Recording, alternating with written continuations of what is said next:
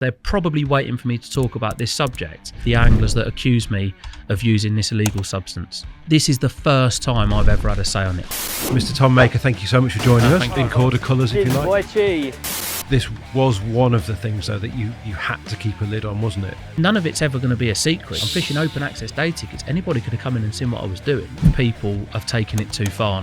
Whipping one out the margins, injecting it with whatever I'm supposed to have. People were making such far-fetched rubbish up. You know, you're kind of at the top of your game to, I'm sure you would say, the darkest times of your... Oh, mate, without a doubt. Like that, like angry that I don't know what I would do. Vicious, mate, and it's gone round. And people that I thought were my mate throwing me under the bus, you two-faced. I know, mate, what was written online, and I know who wrote it, and I know who liked it, and I know who shared it into WhatsApp group. I will never ever forgive them. You're just a cheat. Prove it. I'm not a cheat. I've not done anything wrong. I've got nothing to hide. People weren't ready to believe that this is what you were doing. Welcome to the Think and Tackle podcast. Now, if you haven't already, please subscribe so you don't miss an episode.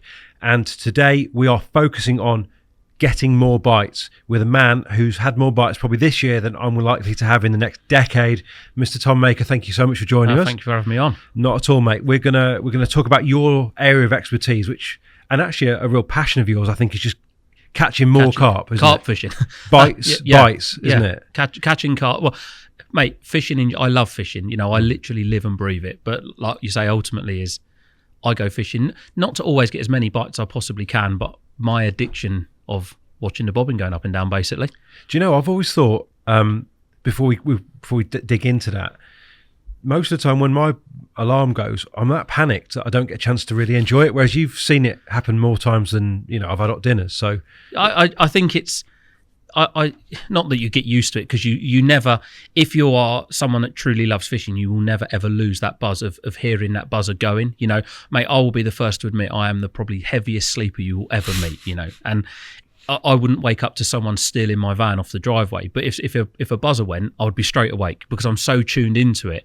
I think over the years I've just learned like not to panic. And obviously if I'm fishing up to snags or weeding, then you're on the rod. It's not like I'm leaving these rods to go, but I'm pretty chilled. Yeah, you know, I'm pretty chilled. Yeah, and you enjoy that moment. I love it, mate.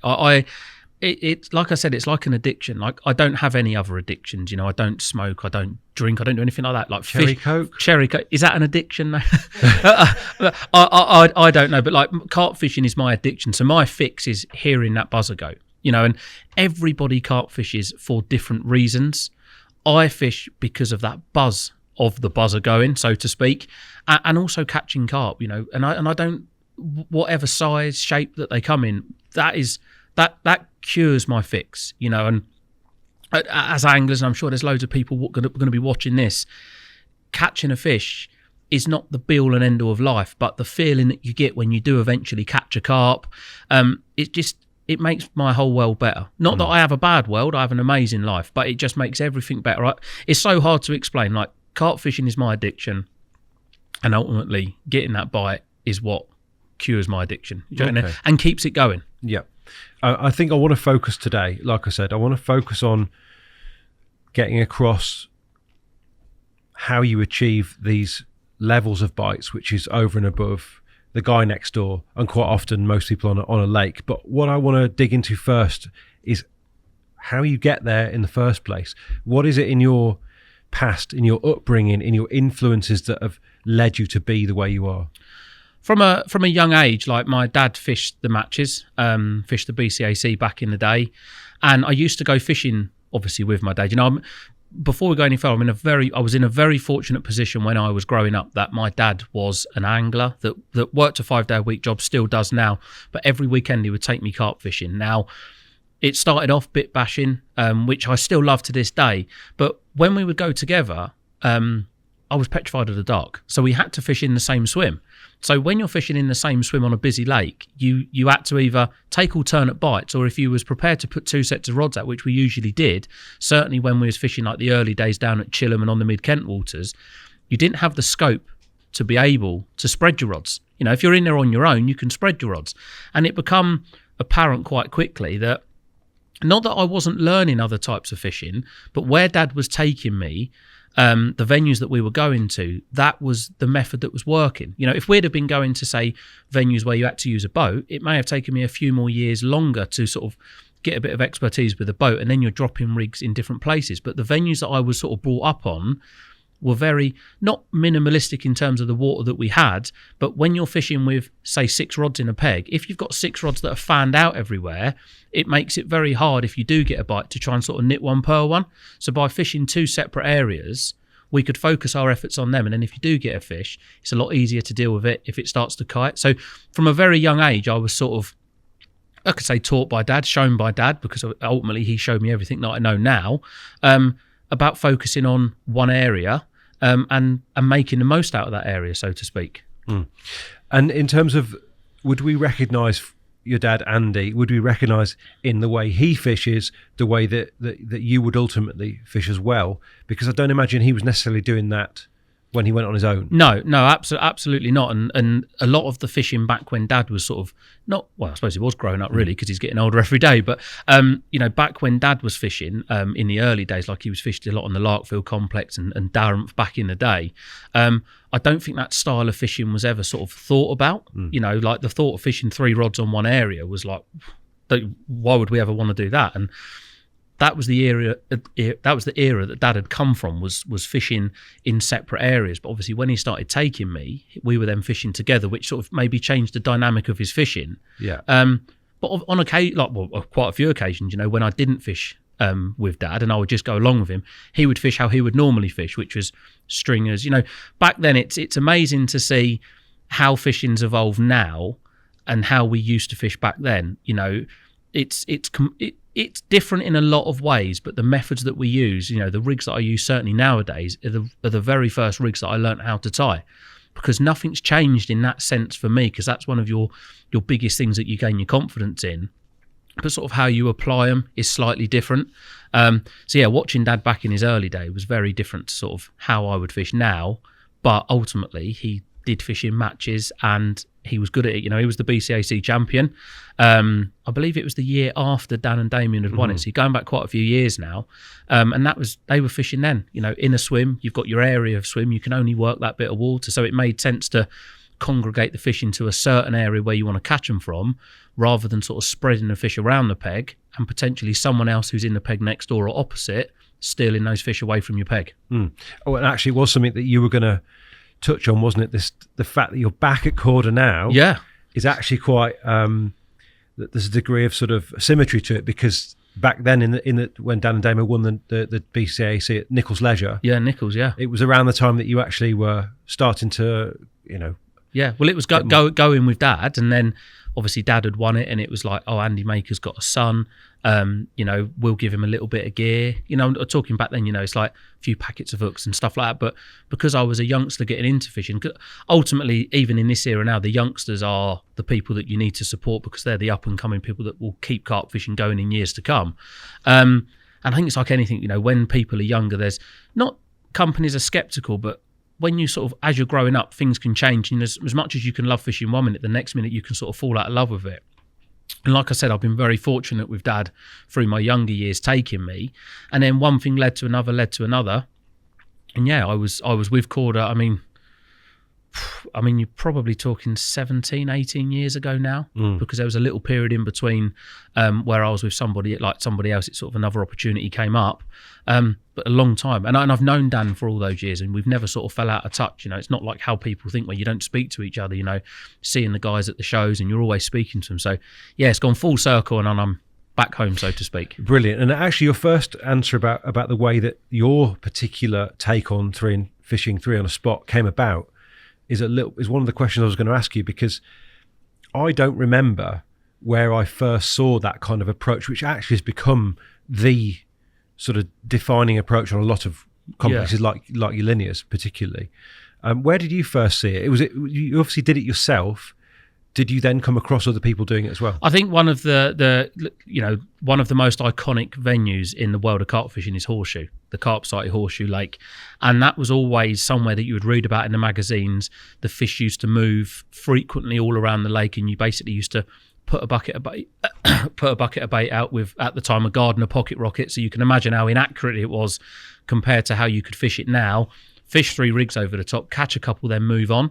And it was almost like once people had sort of shied away from horseshoe, there was only a couple of anglers that sort of took it elsewhere. And then it's not that it was ever a forgotten method back then, because it wasn't. But I think because it was almost deemed as maybe a small fish tactic, you know, you're congregating a large area of carp on your rigs, the chance of you catching a big one's not going to be the one. And like I say, as carp fishing's evolved, like back then, like singling out a big carp was a lot easier because the lakes were a lot quieter, and it was easier to sort of maybe stalk a carp from a margin or catch it off the surface. Whereas now, because lakes are so busy, you've got to maximise the piece of water that's in front of you, and you don't have the options. Well, certainly the places I go, you don't have the options to move around. You know, a lot of the places I go now, the water's very murky. You can't see the fish that you're specifically targeting, so you've got to sort of play the numbers game and the law of probability, that the more you catch, the higher your chances of catching the one that you want. But I would say from a very sort of early age, the lake that I used to sort of look up to and want to go to, where sort of that method was the most known, would have definitely been horseshoe, without a doubt. And actually, it's probably no coincidence, Tom, that horseshoe was relatively high stock in an era when even the likes of Linear, you know, Manor Farm, much more targeting of carp, Hardwick Smiths, clear with big target carp. Carp fishing has in fact changed, hasn't it? Around massively in the interim. Massively. And the thing is, and it's like I say to a lot of people, like when I was growing up, that was how those venues were. But I was at an age where I couldn't access them venues without my dad taking me. So I only know what they've been like from what you would call the modern era, so to speak. So like you say, back then, horseshoe was the overstocked day ticket lake, whatever you want to call it. You know, I don't agree with people saying lakes are overstocked, because each lake can hold its own biomass. But that was the sort of pinnacle of another venue, mate. Prime example, Walthamstow number 1.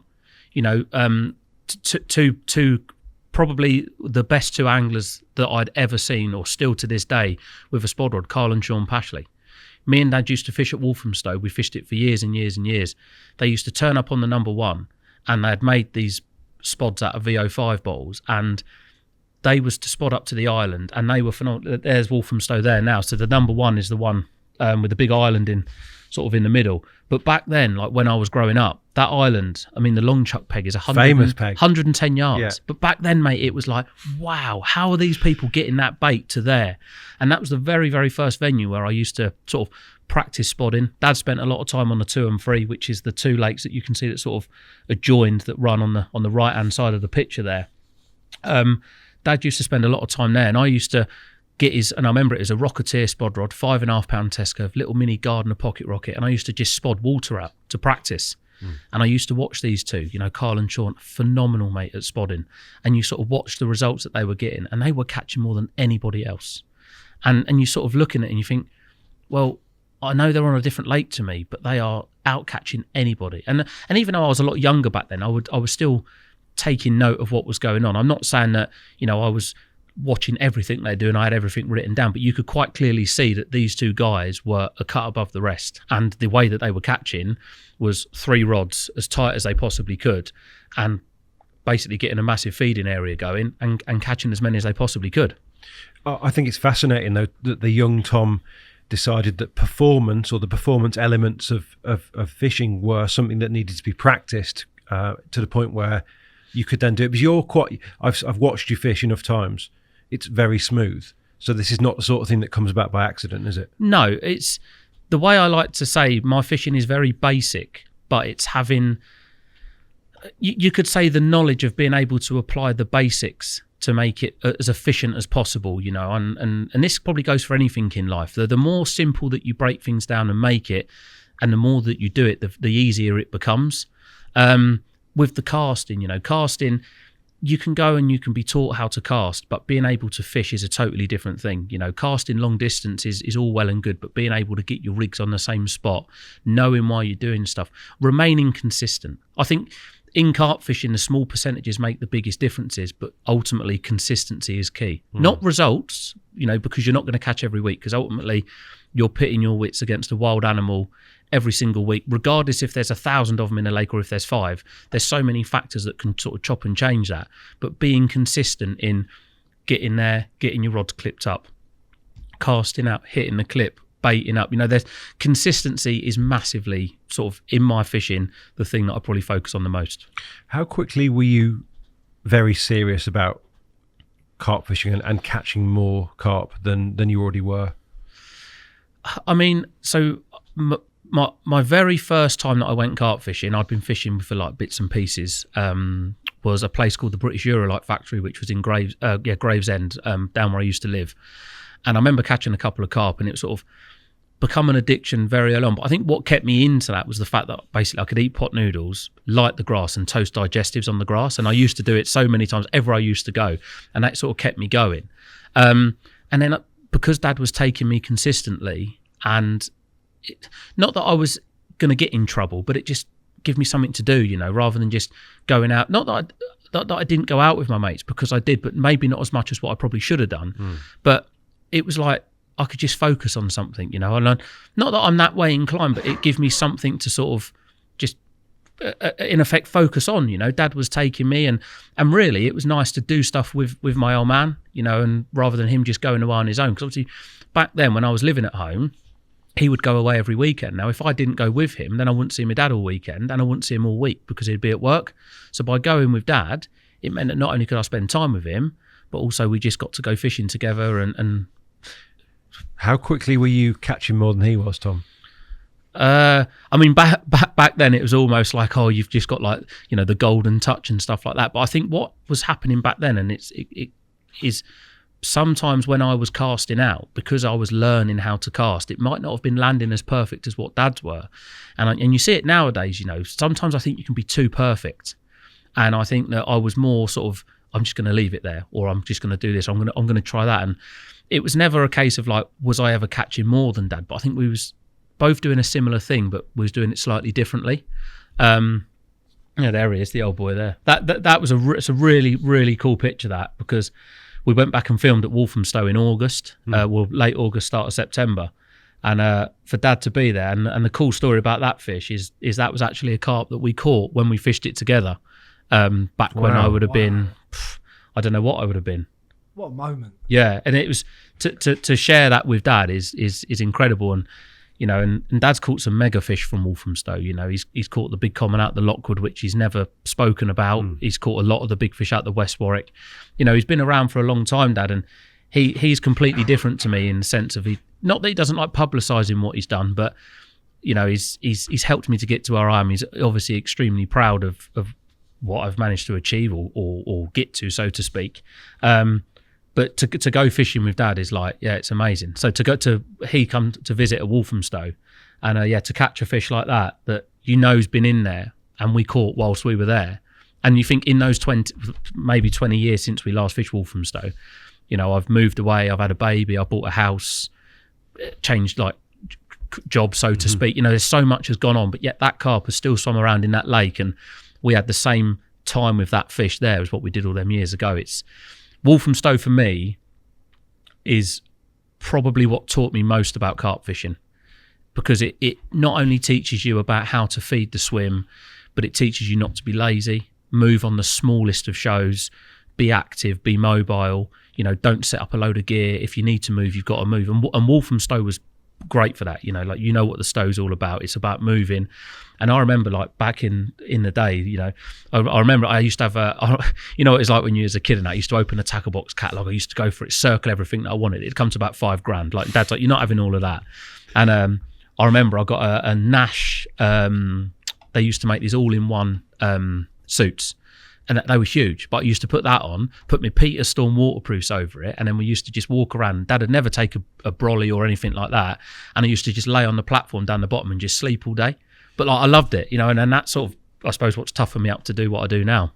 The interesting part of that to me is that that couldn't be more removed from the way you now fish, in terms of the fact you're very often plotted up now, and that's that because you can't move. Yeah, because you can't move. But then what Walthamstow taught you is that when you're on the fish, to make the most of the time that you're on the fish. So what were the key things that you learned? Because you watched the likes of the Pashleys, who are, you know, experts at getting the food out around those rigs, whereas potentially people would just slash into the island, clip in the branches, and unable to fish as precisely with the bait as they were. What they was able to do, obviously back then, was far sort of away from what anyone else could do. But what they could do is they could use their bait and their baiting approach to bring the fish into them, rather than someone trying to slash a single as tight as they could to the island and potentially moving the fish off. They could use the bait. So what that showed me straight away is that actually you don't need to be in the best peg. But if you feed it correctly and you get the fish into your swim, provided you're not fishing over halfway and you're not fishing tight on your swim boundary, if them fish are in your peg, they're not going to go anywhere. And it's down to you as the angler if you want to mess that up. And what I mean by that is if you want to keep casting or you want to overbait, you can push those fish away. And what they were very, very good at, mate, is being able to keep the fish there. Not so no one else caught a fish, because they would never have the whole stock, because you could never do that anyway. But they was very, very good. And because it was days only, you only had between, say, 7 a.m. and 7 p.m. to make that happen. And if you didn't catch them then, you had to wait till the following day. In terms of, I know people often shy away from this, but in terms of hard and fast rules about baiting and about drawing fish to you, what were the things that you saw them doing that you tried to apply in your own fishing? The first thing that they done was accuracy. You know, they would... I mean, back then, they I don't even think they used to use a line clip. They were very, like... I heard this. Mate, if anyone's seen them, and there's probably a lot of people that are watching this now that maybe have never heard of Carl and Sean, but back then they were the pinnacle, you know. I'm sure they never even used to really clip. They were so in tune, mate. They were light years ahead of anybody else. And what they showed is accuracy is key, because if it was going short and they were spotting to the island, they would just stop it short, which is what I do now. You know, if you're trying to sort of congregate carp into one area, if you're dropping more spods short than what you are on the spot. And you've also got to think back then as well, they had obviously devised these spods that wasn't leaking loads out the back. So you know it was like when you were spodding, you know, you're chucking the spod out, half of it's going 15, 20 yards out, the other half's going on your spot. But then when you're dragging it back, you're sort of spreading your bait. But they were just so good, mate. If I could rewind all those years and you could make a film on those guys now, they're incredible. Absolutely incredible. And in terms of getting a bite on a day trip, how did you become a master of knowing how much bait to introduce to get those bites on the limited time that you and your dad had available to you? It was always a case of you could never commit too much bait to one spot, because an obvious thing is you can put it in but you can't take it back out. So when you was at the stow, provided you was on the fish and you put bait on them, you would get a bite. But if you wasn't on the fish and you'd filled it in, you couldn't then move. So it was a case of not of how much, but of working out enough bait to put in to get a bite but not spook them. And that's why I always start off with, like I always say, between 7 and 12 really accurate spods, or spoms nowadays, you know, because you've not overcommitted, but you have enough there to get a bite. And back then, you know, the stow was, I wouldn't say highly stocked, because they've never really been highly stocked apart from the number one, but those fish would feed if you put bait in front of them, but they would very rarely move on to bait because you didn't have chance to sort of move 3 or 4 times to spot to 3 or 4 different areas. And again, like I say, being mobile and moving on to shows, and just, again, one of the biggest things when you're trying to get multiple bites is being able to get that lead in position on one cast, because 2 casts can sometimes be enough to push them away. This is not talked about. Yeah. In but my world, anyway. And one of my, you know, this for me is probably one of the biggest things, you know, and I say this to everyone that I speak to when it comes to spotting bait out. If you go to the field and you can chuck 30 rod lengths, the chances are you're not going to be able to fish 30 rod lengths. Yes, you can cast a single there on its day, but you're not going to be able to fish there. When you're turning up to a venue, if you're trying to spot at 30, but all of your spoms are landing at 28, clip up at 26. Make sure every time you can hit that clip. And I think one of the things that's maybe a bit different for me compared to maybe a lot of other people, yes, I know I can go a lot, but if, say, my middle rod goes, I know I can get that rig back out there within one chuck. If you chuck it out 4 or 5 times, the fish might have pushed away. The only way you're going to draw them back in is if you put some more bait out. But the amount of times I've got the rod back out, absolutely bang on, it's hit the clip, hit the bottom, clip the bobbin on, one of the other rods is gone. Because you've got that lead in place as inconspicuous as possible. And I think that's one of the biggest things, people thrashing it to a foam trying to get back out to the spot. But really, if you come in a little bit shorter, you can just fish that much more efficiently. And that's what it's all about. Like I say, about being efficient and about being consistent.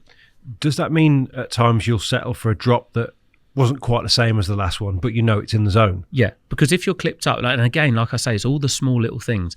Once I've found my spot or an area that I'm happy to fish, one of the first things that I'll look at, certainly if I'm fishing on a bigger lake, is what way the wind's going to go. Because as we all know, the wind here, the weather can change it in a heartbeat. You can have the wind off your back, sail it out 120, 130 yards, life's good. The wind turns around and it's hard. Find a spot that is an easy range for you to cast to, somewhere that you're going to be able to hit consistently throughout your whole entire session. And again, a lot of people message me saying, I've clipped up with braid, I'm getting a nice drop, but when I'm putting my rods out, it feels soft. Now, when you're fishing with mono, but you're spotting with braid or you're leading up with braid, what you're going to be feeling through the rod tip are two completely different things. So what you then need to have is the confidence that where you're clipping to and how you're holding the rod every time is how that lead's going to go in every time. And yes, when you cast mono out, if it pulls down on the clip, it might be a softer drop, but you thought you was fishing on gravel. You have to have that confidence in your head to think, actually, that's going to be all right there, because you could keep casting and casting and casting until you get it perfect. By that time, the fish could have gone. So it's confidence is such a massive thing. And I will say, if I find a spot in line with a tree, I will clip to that spot and I will chuck left and right of that tree, so I know the width of the spot. I'll take a photograph, I'll write it down, and I know then that throughout my session, provided every lead is landing within the parameters of the area that I found, that it's physically impossible, unless the lake bed moves, that something is going to change within that spot. And once you've sort of eradicated that problem, the rest of it becomes quite easy. And let's talk about, because in a way that perhaps the simplest way to illustrate how you go about your business is to take an example. Let's talk a bit about linear, because it's become like probably the defining venue in your angling, and very much the venue over which your influence, I've seen it myself, extends the widest.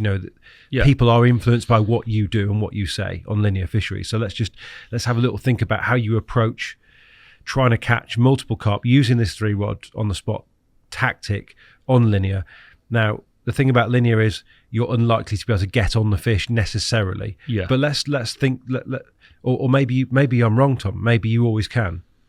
I think one thing that's always worth mentioning is certainly now a lot of people that are fishing the complex are messaging me prior to going. So when I'm turning up there, I've always got not an upper hand on people, but I've gained such knowledge over the years that I will know if someone said to me now, right, Tom, it's going to blow an easterly next week, where would you head for? I could send them a list of 5 or 6 pegs on every lake where I'd be happy. I think what a lot of people do is they rock up to linear with a lake in mind, and they will sit on, say, Brasenose 1 on the back end of a wind with no fish in front of them, and then moan that they've not caught nothing, when you could have gone to another lake, got on the end of the wind and caught fish. And I think that's one of the biggest things that happens up there, is the fact that people don't spend enough time, which I appreciate, but I would rather spend 24 hours in a really good peg than 48, 60 hours in a peg where I'm thinking they might turn up. But yeah, linear is without a doubt, like, what I would say is the pinnacle of your 3 rods on a spot. And then waters can teach you so much, because you have a varying of depth on every lake. You have different age groups of fish, and obviously different age groups of fish feed differently. But what you also have is different sizes of lakes. Now, sizes of lakes is massively important, because lakes where they're quite big, the middle of the lake sort of inaccessible, the fish are a lot easier to catch. And the reason they're a lot easier to catch is because if you go further out than the next person, the chances are you're going to catch more, because the fish are sat in the middle. The first bait they come to is going to be your bait. But when you're fishing a place like Oxley's, where everybody can reach the middle, when you're fishing an area on there, it's about, again, like I said, about the sort of the consistency, getting your rig back out there first time, being able to drop 2 spods straight on the spot, making as minimal disturbance as possible. If you've got a guy next to you that's sort of thrashing it to a foam trying to get it back out there, the fish are going to sort of huddle into where you're fishing. But ultimately, on the flip side of all that, your fishing can also be massively determined by the people either side of you. Because if you start catching and they want to try and mimic what you're doing, but they're not quite able to do exactly what you're doing, the sort of increased disturbance around you can have a massive impact. And another thing you've got to consider as well, certainly with places like linear, even a quiet corner, if a couple of pegs become available down there, these fish know, mate. They know the crack. As soon as it comes available and empty, the fish will push out there. So you could be absolutely hammering them out in the middle. As soon as a quiet corner comes free, they're gone. So what percentage of the time would you actually be moving within a session at linear?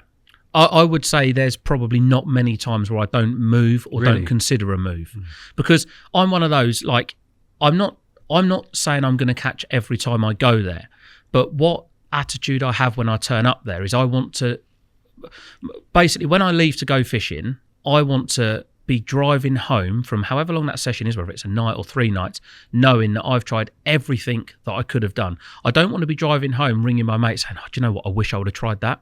Because if you wish you would have tried it, the chances are that's probably what you would have caught on. Mm-hmm. So if I feel a move is on the cards, I will move. And when you're there, obviously you get to speak to the people that are there. And a lot of people say, oh, the lakes are constantly busy, you can never get on them. Well, if I was to just turn up there today, I don't know who's going or who's just turned up.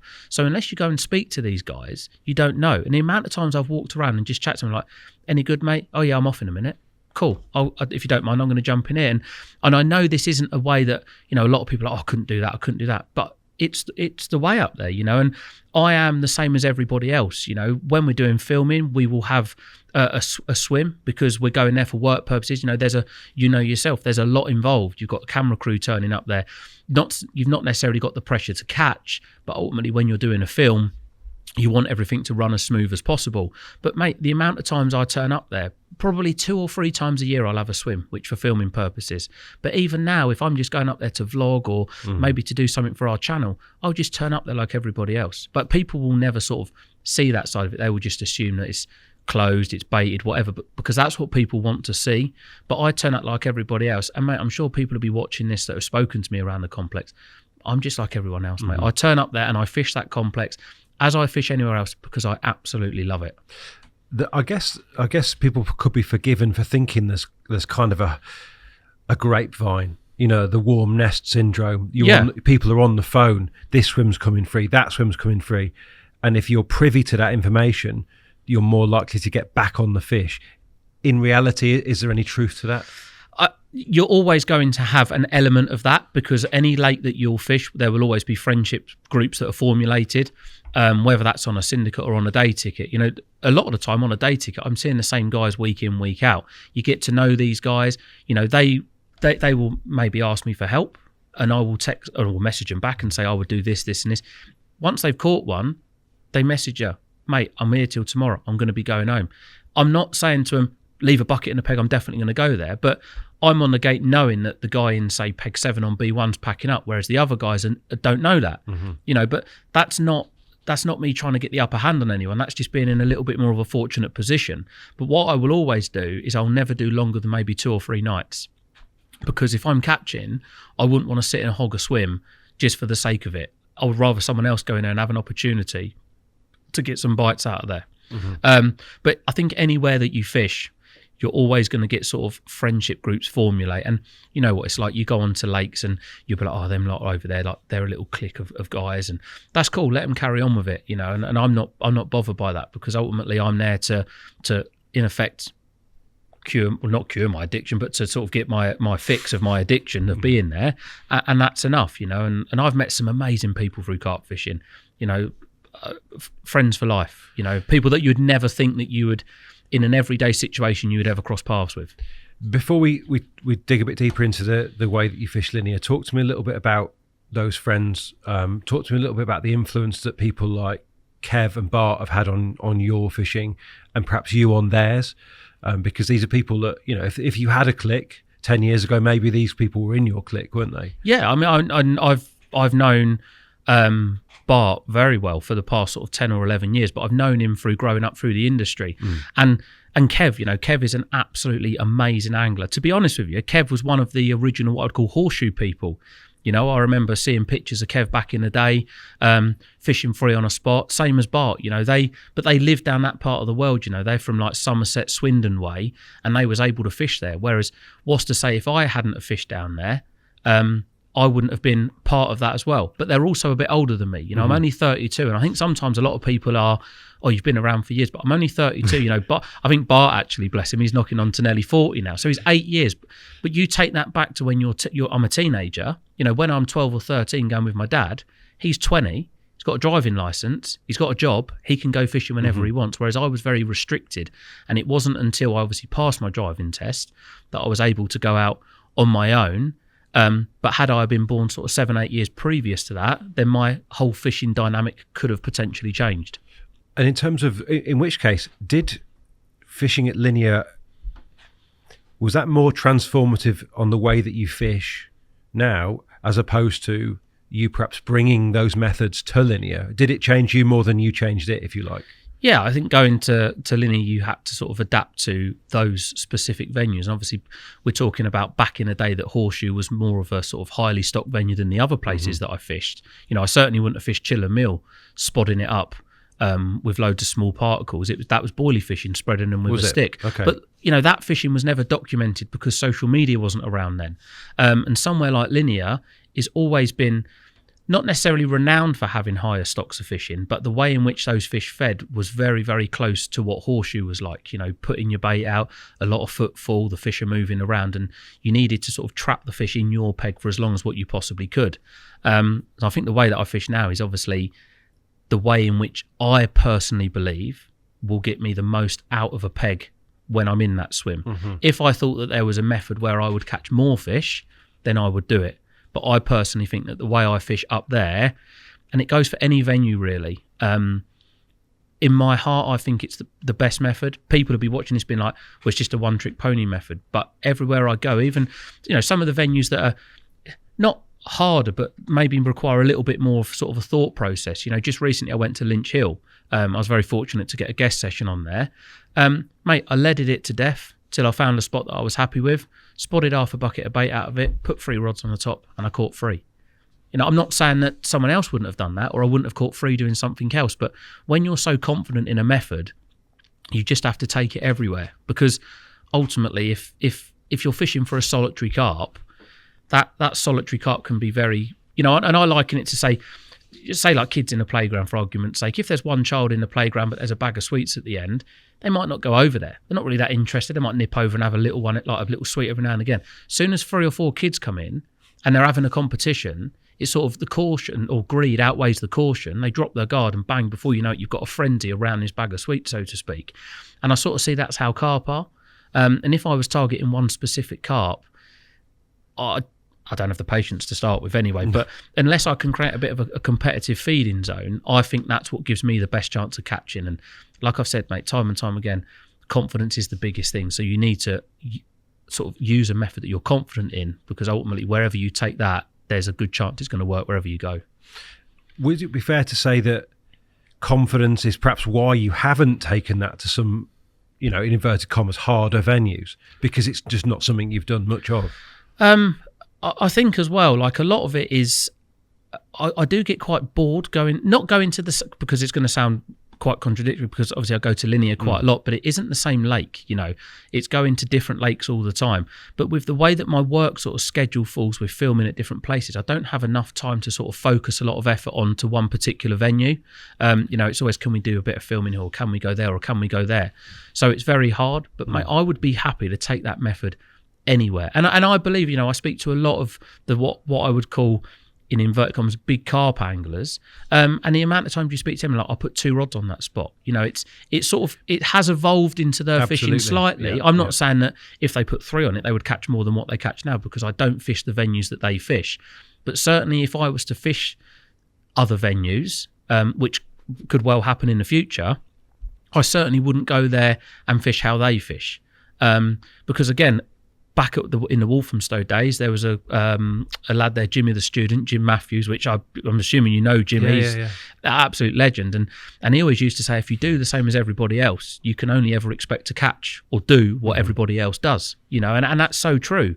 And if I went to a lake and done what everyone else was doing, would I expect the same result? So I would go to these lakes and do something different than what I do now. I think what's fascinating about that is that in having influenced so many people, certainly on lakes like Linear, in fact, you've engineered a situation in which everyone is now trying to do what you do. Yeah. Does that mean that you have to do it better than them consistently? Yeah, and I think, and again, like I say, because I'm going fishing to work, like I know I speak to a lot of people, you know, and then we sit down and we'll have a chat about life, and everyone's going through their own personal struggles or they've got their own personal problems in life. Majority of the people that are sat around the lakes that I'm going to are going to get away from everyday life. They're going to chill out. They put the rods out, they put a bit of bait out, they want to have a takeaway and have a good time. You know, I'm going there to work. So ultimately, when they've had a hard week at work, if they're sleeping through the night, I'll be up spodding through the night because I'm at work. You know, and they're the sorts of differences. But people, mate, can do what I do, and I'm fishing next to guys that are catching as many, if not more, than me, because the way that technology's evolved in terms of tackle, the way that bait's evolved, and obviously the videos that are out there now. You know, I've got no secret, mate. I fish all of these busy venues. You know, hundreds, if not thousands, of people have seen me carp fish over the years. I've spodded with people stood next to me. You know, I've gone to the shops with all of my buckets of bait left out there. Like, there's no secrets, but it's about applying it correctly and doing it consistently. And that's it. And yes, people are out there and they can do exactly the same as what I'm doing, but maybe I just media whore it out a little bit more. I don't know, but people are out there getting the same results, mate. You know, there's a lot, I see a lot of anglers out there now, and there's a lot of very, very good anglers out there. What I want to concentrate on a little bit of mentality side, Tom, and that's how you go from being a young kid enjoying his fishing with his dad to being someone who is doing it at the very, very highest level, competitive. You came up through the BYCAC kind of field along with quite a lot of lads of your sort of era, if you like. Yeah. What drove you to test yourself against, like, in inverted commas, the best? I guess starting out at quite a young age as well. I mean, back, when would it have been? So I'd have been 14. So you're going back a fair few years, 18 odd years now. I fished the BCAC with Dad, and I was the youngest ever to get through to the final. And I'll always remember it. We were spodding over zigs down at Elphick's Lake. And again, completely random, mate. Like, we had some, at the time, they were solar, pineapple and embuteric pop-ups. They were fluorescent green. And, mate, we put them out on zigs, and we absolutely hammered the match. And I always remember it, Martin Locke was fishing opposite me, me and Dad. And we won it, and it was like, wow, we've got into the final. And then we went to Broadlands. I think we come third. I think that was the year that Ian Paul and John Finch won it. Yeah. And it just sort of went from there, really. And at the time, then I'd done a couple of features for Crafty Carp. It would have been, so Lewis would have been working there. Crowy would have been something to do with the sort of the whole publication thing as well. And the BYCAC was there, and it was always like, why don't you have a go? So I had a go, and I never went there with any intention, and I think I'm the unluckiest person ever. I won all the qualifiers, but I come second. I think the word twice. Was the word was like the best never to win it, sort of thing. Pretty much, you know. And some of the anglers that were in it back then are people now that I'm working with. You know, Dovey, he won the BYCAC, and he reminds me about it all the time. You know, Jake Wildboar, I speak to Jake all the time. He beat me. He reminds me about it all the time. But that sort of era grew like a pedigree of really competitive anglers that are, a majority of them are still working within the industry now. And then it went to the England thing from there. And did it seem like something you just slipped into though naturally? I'm just trying to imagine all the things you could have been doing, perhaps concentrating on becoming an incredibly efficient angler isn't top of everyone's list at 14, Tom, or 15. No, it's really weird. Like, and when you look back at it now, you sort of think like, why did I do it? But I done it because I loved it.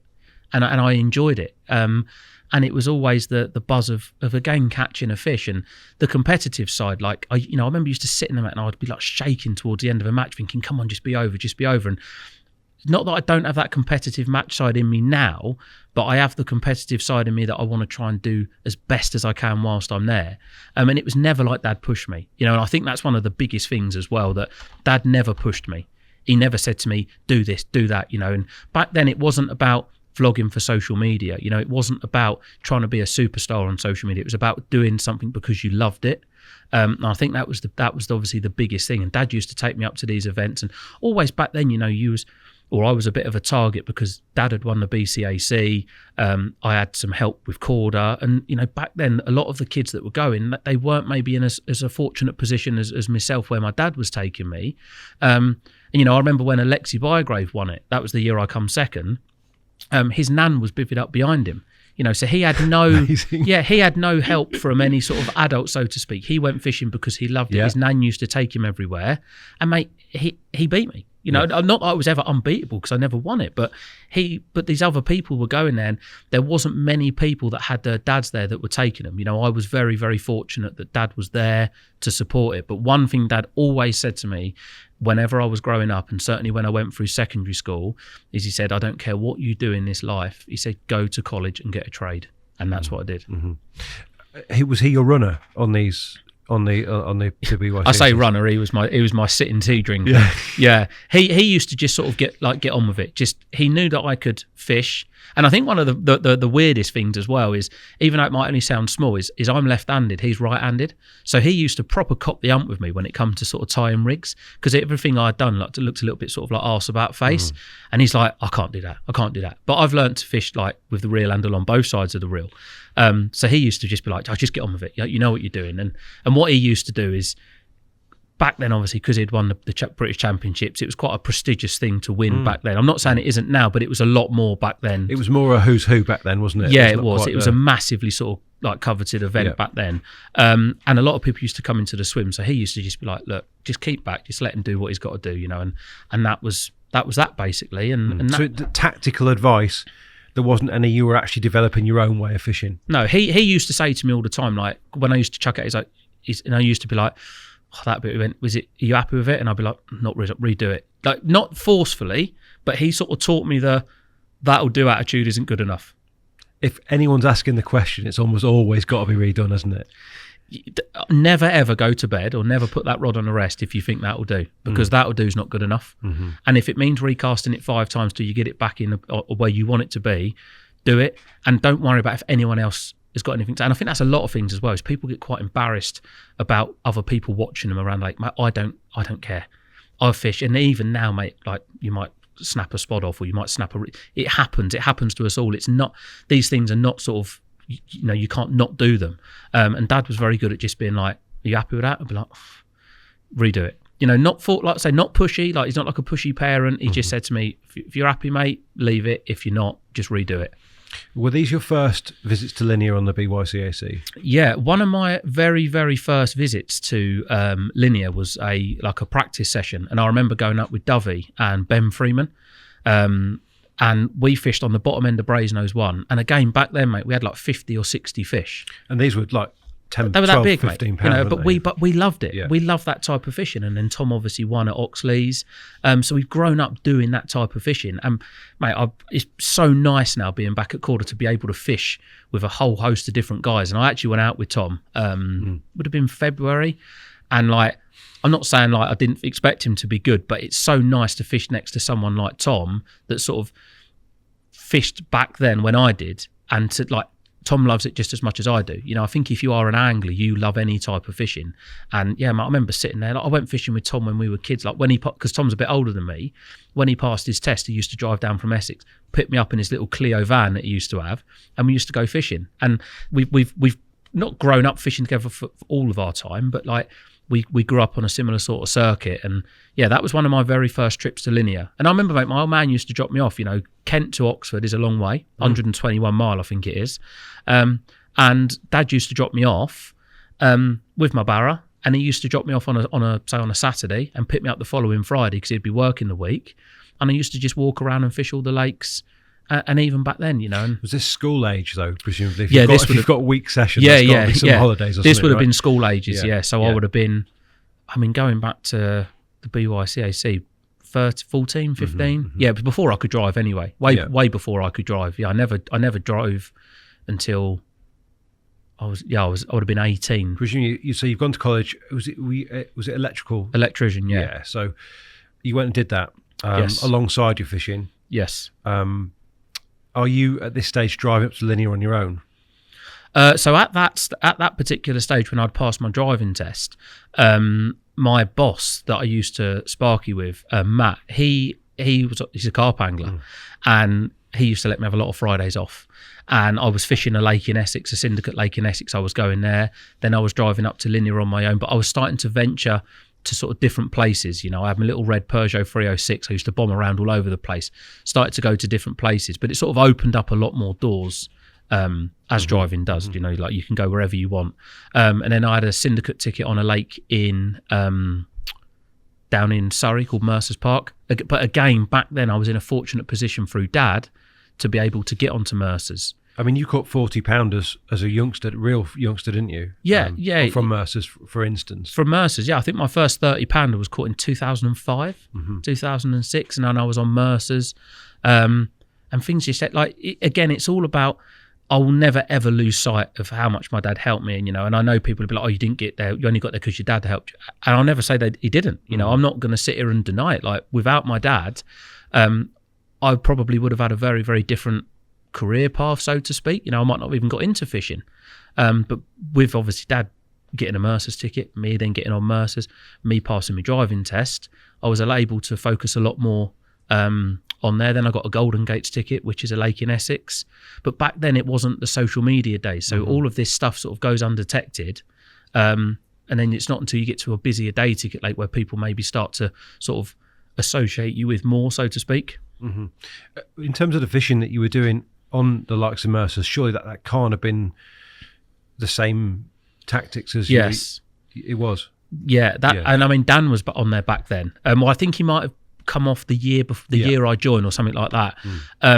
But one of the differences that I'd done on Mercer's, which I wouldn't say set me aside to any of the other guys, because there was a lot of really good seasoned anglers on there, but we was able to fish with braid, which straight away means you can cast further. But a lot of the guys on that, they weren't lazy, but like I said to you before, they've got a job. They want to come down to the lake. They want to chill out, have a beer, do whatever they want to do. But what they did is used to ring up the sailing club in the evening, and if you give the lads that are working there a drink, they'll come in, put your float up, put some bait out. Mercer's was never shy of a few carp, shall we say. But these lads would get 2 or 3 bites by sort of 8, 9 o'clock, and then that would be it then. They wouldn't get another bite. But what I did was spotted, which a lot of them had never seen done, but you've got to think going back 15 plus years, it wasn't as commonplace as what it is now. And I would spod through the night. So a lot of them used to not cop the ump in a bad way, but they used to be like, I'm not fishing next to you again. Because I'd be up all night, but you was fishing for big carp. You know, back then, mate, you could catch 3 or 4 30-pounders in a trip, which was headline news back then, you know, 40-pound leathers. I feel like you had a front cover Carp World or something like that with a big Carp Talk, one called the Leanie, which I believe is possibly still in there, may have recently passed, you know, 43-pounder. But again, somewhere that I learnt that the more effort you put in, but that again all stems from fishing Walthamstow. You know, the more effort you put in, the more you will catch. Again, most young blokes, well, I mean, most young blokes aren't up in the night spotting. I don't think, you know, I wasn't. I know that. There's something in you, Tom, isn't there, that drives you to put yourself to those levels of sort of discomfort, frankly, because, you know, I'm sure you'd rather be tucked up in bed. Were you sort of setting an alarm and forcing yourself to get up, or was it that kind of like the buzz that woke you up? And again, mate, it's when you look back, like, and even now, I'm like, the adrenaline when I get a bite, I think that's what keeps me going. You know, like even places where I fish frequently, and you know full well you're probably going to repeat capture potentially a fish that you've already caught. That adrenaline is what keeps me going, and that's the love that I like. And I can't ever purvey it enough on social media and how much I just love it, mate. Like I love every aspect of carp fishing, and getting the bite and the will to stay awake. You know, like I think it probably will stem back from my like competition days, even though I don't do them now. Obviously, whenever you fish a competition, the aim is to beat the person or everyone else on the lake. I know carp fishing isn't always about that, but I think it was ingrained into me from such a young age that in my head, every time I went through that gate, I was in competition with everyone else. Like, unless I caught the most amount of fish, I would go away not very happy. And I always think, well, I can go home and sleep. You know, for the sake of staying awake, I can maximise my chance. And like I've already said, the thought of driving home from a session thinking, I wonder what if I would have tried that, it's exactly the same as the that'll do attitude. You know, do the best you can whilst you're there, because ultimately, mate, for some reason or another, you might not make it back the next week. You know, something might happen. The weather might be different. You might not ever get that situation again. And when you're fishing a lake, you know, even though I'm fishing lakes that have got a lot of carp in it, ultimately there's carp in there that I would dearly love to catch. So whilst I'm at that lake, I want the best chance of trying to catch one of those fish, because when I go home, I could be thinking, you know what, that could have been the time, but I just didn't fish for 8 hours because I was knackered, but I could have caught that fish. So like I said, I don't ever like to leave a lake thinking, what if? Okay, so that is a good insight into why you do what you do, where it's all come from. But let's talk about what you do. You're walking into, you know, you drive through the gates of Linear. You kind of know where you're going to go because based on the wind and pegs that are free. Talk us through what you're thinking about on the way. You know, do you get mentally in the right space? Is there stuff that you go through in your head as you're driving up? Are you relaxed? And take us right through to sort of getting into the peg. I think a massive buzz is loading the van. You know, every time and I always say this, like, and I put it on my socials quite a bit, like, you go and have an excited poo. Like, you do it. And then if that ever comes, like, if I ever lose that feeling, then that's my fishing gone. You know, I the excitement of loading my van and driving to the lake, you know, on the gate, you see all the other anglers there, you want to chat to them and that, you want to, you know, speak, you just meet people. I love that part of it. But I think probably one of the biggest things that I do, whereas a lot of other anglers are probably very different, is they're overthinking it before they're at the lake. So on their way up, they're thinking, I'm going to have a solid on that rod. I'm going to have a stringer on that rod. I'm going to have a bunch of maggots on that rod.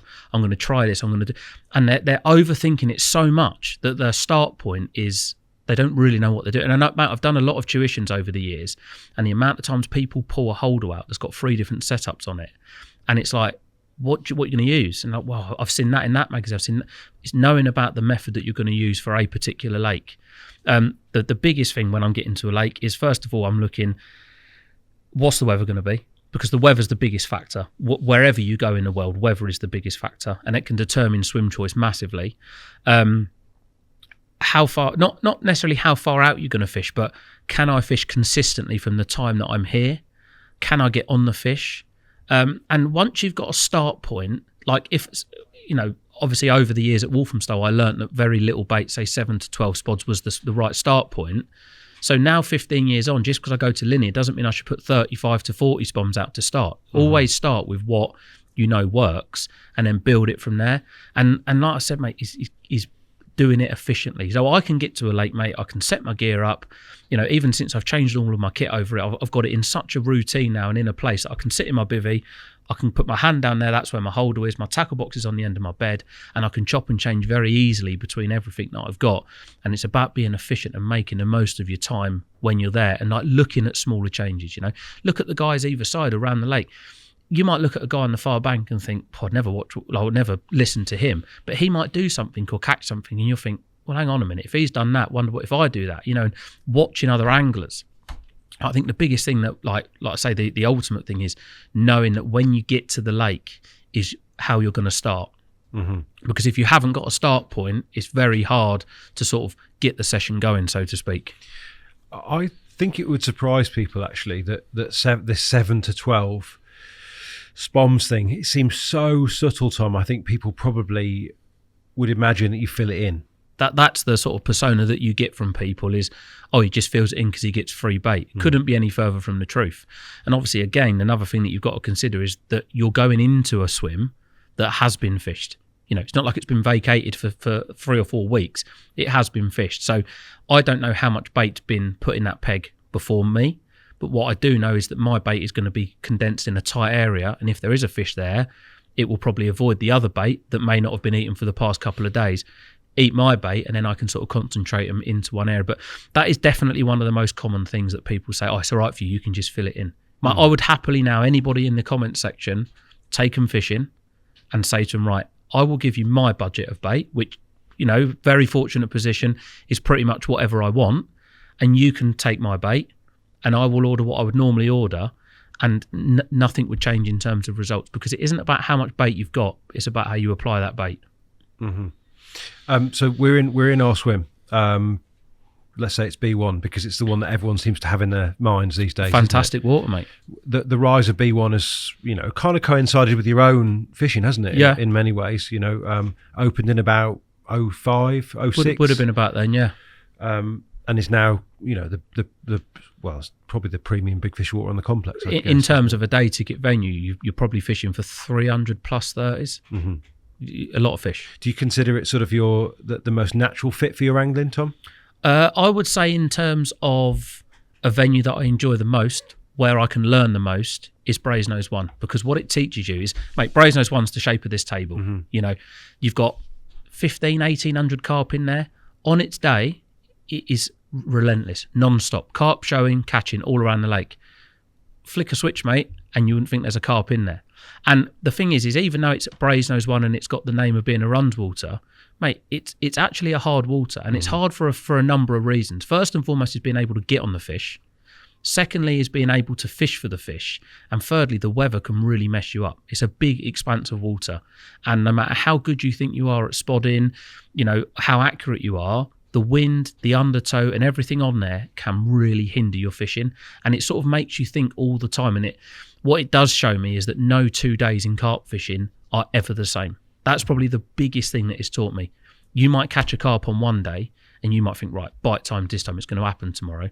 The slightest change in the weather, even on a lake such as highly stocked as B1, not a single bite. And you'll sit there thinking, well, I haven't done anything wrong, but that's what it teaches you, that no 2 days are ever the same. It kind of feels like you must be a little bit like a computer, Tom, with all these variables in your head the whole time you're running this program. You're running the program. Well, how is this going to change? What do I need to do to change with it? It's I don't imagine you can switch off a lot when you're fishing. No, my main focus when I'm fishing is obviously fishing. I'm not switching off from home life because I have a very good home life and I have a very chilled life. I'm not going to say to anybody now that my life's stressful, because it would be wrong of me to say that. So when I'm fishing, my focus is solely on fishing. But what I have done over the years is I've got everything written down. Like I've said, no 2 days are the same, but when you write stuff down, it gives you a very, very good understanding of what potentially might happen. So you can be ready for what could potentially happen. And it's having everything to hand. If you want to change from fishing on the bottom to fishing zigs, if it takes you an hour to do that, you might think, oh, do you know what, sod this. I can't be bothered to change back. But being efficient and being able to change over quickly can get you a couple of extra bites.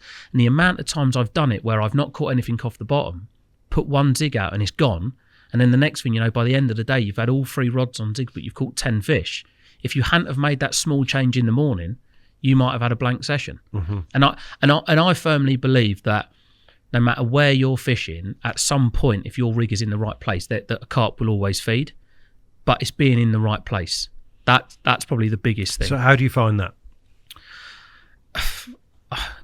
Again, when you're fishing these sessions on the more prolific places, your session is not made up of a carp in the first hour right the way through to a carp in the last hour. You might do 3 nights on Brasenose 1 in the winter. You might catch 9 fish the first night, but then spend the next 48 hours not catching anything. But no one will ever say that. They'll say, I've had 9 fish, mate, in 3 nights. You think, oh, that's good. But you haven't caught 9 fish consistently through your session. You've had them in a small window. And if you can't move when them fish aren't feeding, you're simply not going to catch. And I think, again, one of the biggest things nowadays is people are so embarrassed by not catching that you don't ever hear anything about that. But these venues, mate, as easy as they can be also be very, very hard as well. That said, though, you've still got to choose a spot. So how do you sort of, let's say B1, let's stick with our example of B1. What are you looking for out there? And having been there quite recently with spoons, it's kind of samey. It's very samey.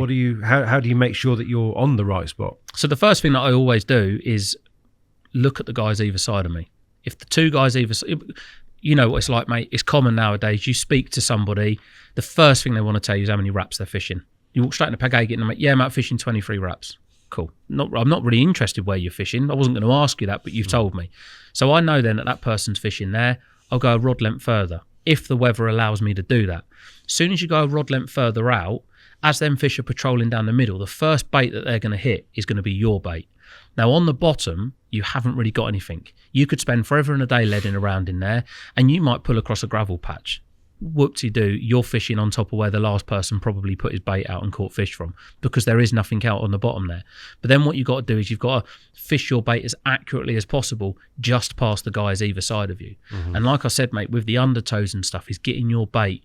I personally think a lot of the time people are fishing on places like that they're spodding bang on where they think they should be spodding, but they haven't taken into consideration the undertow, and their bait is actually off to the side of their spot. Because how many times have you heard it where someone's chucked off the side of their spot and caught, and they're like, yeah, but I'll put a rod there for big fish. It's like, no, you didn't. You miscast it. You had a sort of that'll do attitude, and it ripped off, because all of your bait really that you thought is on that tree that you're aiming at has drifted in the undertow, and really all your bait is sat either left or right of your spot. So you can be angling in inverted commas very well, but actually the result is really, really bad. Yeah, because on the surface you look like you're bang on. Yeah, you know, your spods are landing down the same shadow line of that tree, but what you haven't looked at is what the water's doing below the surface. So by standing over your rods, chucking a handful of your mix in the margin, you can see what way it's pulling. You know, if the wind's off your back and it's really strong, there's a very good chance that that bait is going to be coming back towards you, where the tow's rolling over on the far bank and it's dragging it back this way. So then you've got to consider letting a couple of feet off your spod to spod behind where your rods are, so your bait comes back over your rigs. There's so many variables, mate, and it's like we said, there's no way that anyone will ever have a sort of a theory and a sort of, whatever you want to call it, a desired method of how to get your rods and bait on top of each other, because every day the factors are different. You know, you've got the sizes of lead, you've got how people hold the rod, the test curves of the rods people are using, the lines what people are using, the stretching mono. There's so many variables, mate, and there isn't any particular one. But like I say, the best piece of advice I can give people if they want to fish as accurately as possible is always check in the margin what the water's doing. Why only one rod length beyond, Tom? Is it in an attempt to keep things as consistent as possible? Like the further you push it out, that you're going to start to lose that consistency. It makes it harder. Like I said just a minute ago, if you're taking 3 or 4 chucks to get it at, say, 28 wraps, but the guy next to you is only fishing 25, we'll come back to 26 then. Because what you'll do is, when you watch a match angler fish, again, like I study a lot of these match anglers, say if they're pole fishing, the maximum they can fish is 16 meters. Very, very rarely will you see a match angler fish at maximum distance straight away, because what ends up happening is if they fish the maximum distance, they can't go any further than that. And where are the fish going to go? Where they feel safe, which is behind where they can fish to. So by fishing at, say, 26 wraps, if I commit to some bait and it isn't working, and I'm, say, fishing, again, Brasenose 1, but the middle of the lake's 33 wraps, I've still got 7 rod lengths of water to experiment with that I can go to. So that can either be chucking a solid bag out there, chucking a zig out there, chucking a single out there, or putting bait out there further. But if I get into a peg and try to go the maximum distance in that swim, it gives me no option. Okay. In terms of the bait that you're likely to put in, these 7 to 12, what does your mix look like? And do you carry the same mix, irrespective of lake? Yes. Consistency is, like I say, is always key, because you can have whatever bait you want, but you need to know why the bait you're using is for what situation ultimately. You know, I have 3 ingredients pretty much in my mix, with the addition of maybe pellets if I'm going somewhere else, and that would be first and foremost boilies. They should be the base of all good spod mixes, because they serve a purpose. The fish come back for more because they're absolutely loaded full of goodness. But the way I fish them, which is sort of washing them out, mulching them up, so to speak, enables me to get my mix to the bottom of the lake as quick as possible. If I'm fishing on zigs, then I want to make it sloppy. But most of the time I'm fishing on the bottom. The last thing I want to be doing is baiting up with a real light, sloppy mix for it to be flushing into the person's peg next door. So these get washed out pre your session? Yeah. Have you always got boilies in the process of being washed out? Pretty much, because I know I'm going fishing most Mondays. On a Saturday, I'll go to the garage, tip some boilies in a bucket, little bit of tap water over the top, bit of matching liquid, seal the bucket, good to go when I get there. Sweet corn, mate, sweet corn works time and time again. Without a doubt, probably one of the most sort of recognised famous baits that there's ever going to be. Hand in hand with linear, really, as well. Yeah. There was a spell, wasn't there, where you were feeding large amounts of corn on Oxleys? Yeah, large amounts of corn. It's visual, it's bright. when you actually look at it, when you look at some of the underwaters that are done, when you put a bed that bright down, you think, whoa, what an eyesore that is. But the fish in there, mate, they love it. It's easy to digest. It's naturally sweet. Again, it's a natural type of bait, hemp. And then obviously you're adding, if you want to use your naturals, you're adding naturals on top. But all of the things that I'm putting in, they give me sort of different options for hook baits. I can fish a boilie hook bait, I can fish a boilie tip with corn hook bait, I can fish a natural hook bait. But ultimately, by adding that boilie to your mix, the mulched up boilie, I feel it doesn't alert the carp to there being a fresh bed of bait out there, because a lot of the people that are baiting up, their bait's being washed out. Whereas my bait, I feel, gives me sort of a 12, 18 hour advantage on them, because my bait's already pre-washed out. But when you mulch it up, when you put it in the spod, if it's a really windy day, as you put it in the spom, give it a squeeze, put it inside the spom. When the spom hits the water, I'm not saying it isn't going to break up, but you are going to get clumps. The clumps are going to sink a lot quicker. They're going to go down exactly where you're fishing. And a lot of these things, these are solutions that you've arrived at after doing it and realizing that, perhaps you were quite good at problem solving, in these ways, Tom, that you've described, like the clumps of bait, for instance. Yeah, I'm sort of like, I will sit there and work out the most efficient way of doing something as easy as possible. And when you actually break it down into smaller pieces, what I'm trying to achieve with my fishing, because it's very one-dimensional, I want to create a bed of attraction. And I want it to be that. I want it to be a bed. I want it to be on the bottom of the lake, So I need to work out how I can get as much attraction into one spom as possible, but ultimately how I can get it as heavy as possible to be able to sit on the bottom, which is where I want to catch the fish. And there isn't really much more to it, because that's what I'm trying to achieve. No, so you're working within very, very fixed parameters, aren't you? This is what you're trying to do. There's only so many ways you can go about that. Yeah. You're trying to refine. Yeah. In terms of the naturals, do they always go in first in these initial 7 to 12? And in what situations wouldn't you use naturals? I mean, one thing I would say with bait is it stays consistent throughout the peg. Because one thing, and I'm sure people that are watching this will vouch for, someone could be absolutely having it off in a swim. The minute you go in and change the baiting strategy, it completely kills it. Because again, consistency, I think, I like consistency in my life. I like to know when my bills are coming out. I like to know when I'm going food shop. I like consistency. So I sort of put that into, that's how I should treat the carp. My dog gets fed at the same time every day. He gets walked at the same time. He knows, and I'm not saying I'm teaching these carp to become pets, but when they're in my swim, I want them to know that if I catch one of them, they're going to get fed again. They probably don't even, that's probably a mad theory, but that's how I sort of base my fishing, and it seems to do me all right. But I will always start, and my first spom that goes out will always be exactly the same bait as my last spom. Okay. I will never change it for a session. So if you are putting some worm in, for instance, then that's what you're committing to that trip? Yeah. If I know I'm going to be using it, I don't always start with it. I'm not, and again, I know that sounds a little bit like sort of contradicting to what I said about the first and the last spom being the same, but you don't always need these naturals in your bait. Like a lot of people believe you need them, years and years ago, no one ever really used them. Maggots were a bit of a thing, but no one ever used them. But if you start with them, keep them in there the whole time, but don't start and then end without them. Start without them, but end with them, but never start with them and end without them. You can raise the stakes if you like, if you need to, but you can't row back from having the naturals in there. Yeah, if you've started off and you've put some naturals in, and then after 2 days you've sort of like not put them in there, you've basically thrown your best card at these fish to start off with, and then you've sort of taken it away from them, and you're expecting them to carry it on. So you've gone 26 wraps.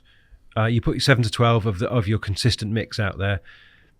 Are you going in with 3 different hook baits initially, and how long do you give it before making a change? Again, mate, I'll always put the same out pretty much, because there's nothing, whenever I look at other anglers, there's nothing to me that screams more sort of that angler's a confident angler than when they hook 3 rigs on their butt eyes and they're all the same. Because ultimately, if you're confident in what you're doing, and I know it's obvious, people say, well, yellow hook baits is the best on this. Like, well, if everyone's got a yellow hook bait on, of course that's going to be what the fish are coming out on. But I've got a little selection of hook baits, mate, that I use. Be oranges, it'll be yellows, it'll be pinks, or if I'm fishing with, say, obviously linear, you're not allowed to put the maggots out, but you can use solid bags of them and put them out over the spot. Maybe a little natural hook bait topper. But again, you don't need to put them in, because just the couple on top is enough. Okay. Because it's natural. And if I am putting maggots on top, I'll put them all the same. You know, I'll have everything the same. Very, very rarely will I reel my rods in and there'll be 3 different rigs on the end. But your usual go-to would be something visual on your D rig. Something bright. Yeah. Not necessarily something that's going to stick out like a sore thumb over the spot, Okay. but something, and I think this is the most important thing, something that's extremely critically balanced. Right. I think that is probably, in my fishing, one of the most important things. Because, again, I don't know how the fish feed. It's all in my head of how they feed. But what you've got to remember is all of the bait that you're putting in isn't fixed to the bottom of the lake. Your rig is, in effect, fixed to the bottom of the lake. I know it's on a hook link and it can move around, but if that fish picks it up, it knows there's something that's not right. In my head, that's how I feel anyway. I might be completely barking up the wrong tree. But if them fish are picking up, like if I was picking up like loads of sweets off this table, but someone had licked the bottom of one of them and put it on the table, when you go to pick it up, you would feel a bit more resistance. But you imagine doing it with your mouth, you would feel it so much quicker. And I think that fish, obviously, they can't pick it up with their fins and inspect it. But if you're using a longer rig and it's wafting around and it's moving, the fish are a lot more susceptible to snatching at it rather than having to root around. And certainly with the way that I fish, I'm using a lot of smaller particles, like, you know, your mulched up boys, got loads of little bits and pieces in it, sweet corn, hemp, little bits of chopped worm. They're not feeding hard on the ground. You know, they're not dive bombing to feed hard. They're sort of ghosting over it. A lot of the mix is sort of fluffing up off the bottom, and they're almost drinking it, if you like. You know, they're just sort of sucking loads of it in and it's just filtering through, and they're getting maximum sort of attraction out of minimal food, really. Do you ever visualize what's going on out on the spot? Because it feels to me a bit like B1, for instance, would be like a soupy bottom anyway. Yeah, and going back to what I said about like with the bag of sweets and stuff, you know, if you've got a rod out on a baited area, and this is why I fish with 3 on a spot, there's you get one fish in and he's having a little look around, but then you get a couple of them come in, the clarity goes, you know, they drop their guard, and, you know, greed outweighs caution. As soon as they've dropped their guard and they're hungry, they're not bothered. You know, I'm not fishing slack lines. I'm not fishing fluorocarbon. You know, I'm fishing drum tight lines down to a 4-ounce lead and a fairly long, critically balanced sort of rig. And I'm under no illusion that these fish are brushing through the line. You know, they're knocking into it. It's only because I'm fishing with mono that I'm not getting any liners. But I reckon that these fish are smashing through your line all the time. But because they got one thing in their mind, and that's to eat more than their mate next door, they drop all their guard down and bang, you've caught one. Okay. So let's talk in terms of techers. How widespread is your 3 on a spot, Tom? And is that set by the conditions, like in terms of how tight you're able to be with the spom, or the depth? I think the term "I'm fishing on a ground sheet" is pretty far-fetched. Really? Yeah, because we're not talking this table, for instance. If I could spot on this table every time, mate, I would be majorly impressed. Would you do it? You'd take that, would you, if you could get this? If I was fishing in 6 foot of water, I'd be confident that I could get on this. But when it comes to stretching mono and stuff like that, I personally don't think you're ever 100% accurate all of the time. And what you've also got to consider is when you are putting your mix out, even if you are clumping it, yes, it is sinking straight down, but there's always going to be parts of it that are going to go down like a triangle. You know, as stuff starts to go down, it sort of goes wider. And that's why what I'm saying is when I find a spot, I'll clip up to a certain sort of horizon marker, but then I'll chuck left and right. So I know then that I can sort of go to sort of that parameter of the area. Okay. Yeah. And then if I don't get a bite on, say, the right hand rod, then I know more of my baits maybe fell on the other side of the spot, then I can sort of change it over a little bit. Again, you're always computing. Like, it feels like you're just computing the whole time. Yeah, and every day the wind changes, you know. So if you're there and it's blowing a southwesterly, the tow's obviously coming from the opposite direction. But then if overnight it goes to a southeasterly, the tows then come from the other way. So your bait that was falling left to right is now falling right to left. But these are little things that, like, no, I'm not expecting anybody else to even have these theories in their head, because sometimes I think there's something not right in my own head that I'm thinking like this. But these are definitely the small, like, minute percentages that make the biggest differences. Yeah, I'm fascinated actually that you have, you know, you've developed that theory to the point where you can probably tell from, you know, the fact that an angler's fishing off the side of his bait that the toe's going a certain way, and actually that rod's only that's going to be the one that does the bites. I love that, because most people would just be like, oh, do you know what? It's all about the middle rod this trip. But this is why I think so many people who use solid bags catch so many fish, because I believe that when they're fishing 3 on a spot, that if they was to chuck the 3 on a spot anywhere else, like or on the area, I think a lot of the time they're fishing over none of their bait because they haven't taken into consideration the undertow. Whereas with a solid bag, you've always got that. It's a bit of a fail-safe method, isn't it? Wherever you chuck it, you know, like this week I was fishing up at Bluebell, wherever, granted I was dropping it from a boat and it's dropping straight down, but the bait that I'm putting in the boat, how do I know that's dropping straight over the rig? You know, but with a solid, you've always got that bit of bait. So when you're fishing free on a spot, I'm only ever going to fish singles over it because I want them to be as accurate as possible. How often do you think your 3 on a spot are actually very, very close to or surrounded by your free bait? Probably 6 out of 10. And you're happy with that as such? Yeah. They're going to be foraging in the area enough that you're going to get the bite anyway? Yeah, because you're I think the only time you're ever going to be as accurate as what you possibly can be is if you were fishing, spotting with braid and fishing with braid, because you've got the same stretch, which is 0. Whereas when you're spotting with braid but fishing with mono, it's a very different situation. And obviously you've got a thicker mono, will have a bigger sort of drag when you get a crosswind. But I would say for every 10 sessions, I reckon 6 of them I'm fishing what I would say I'd be happy to send a diver out and they would be able to sort of find the free hook baits within the area that I think I found, which is ultimately why a lot of the time when I'm fishing a spot, I will fish the middle of the spot, because not that I'm not confident enough to get my rigs on the edge of the spot, but I know if I fish in the middle, even at night, it's going to be all right. And ultimately, if I'm going for 48 hours, I want to fish for 48 hours, not 2 12-hour days. Okay. So what are the signs you're looking for to tell you whether you're on the right track? Outside of bites, let's say. So in that first couple of hours, Tom, what are you expecting to see and what's the computer telling you to do? In my own head, if like some of the pegs that I go to, I can, Brasenose one, I know we use it as an example, I've obviously fished other places other than Brasenose one, but say there, like I'm not looking for a feature. So I know if I'm clipped at a distance and I'm fishing as efficiently as possible, all I need to turn up is the fish. Everything else is there because I'm confident in what I'm doing. If I'm somewhere else, I will spend as long as I feel it's necessary to know that when I put my rigs out that they're going to be fishing.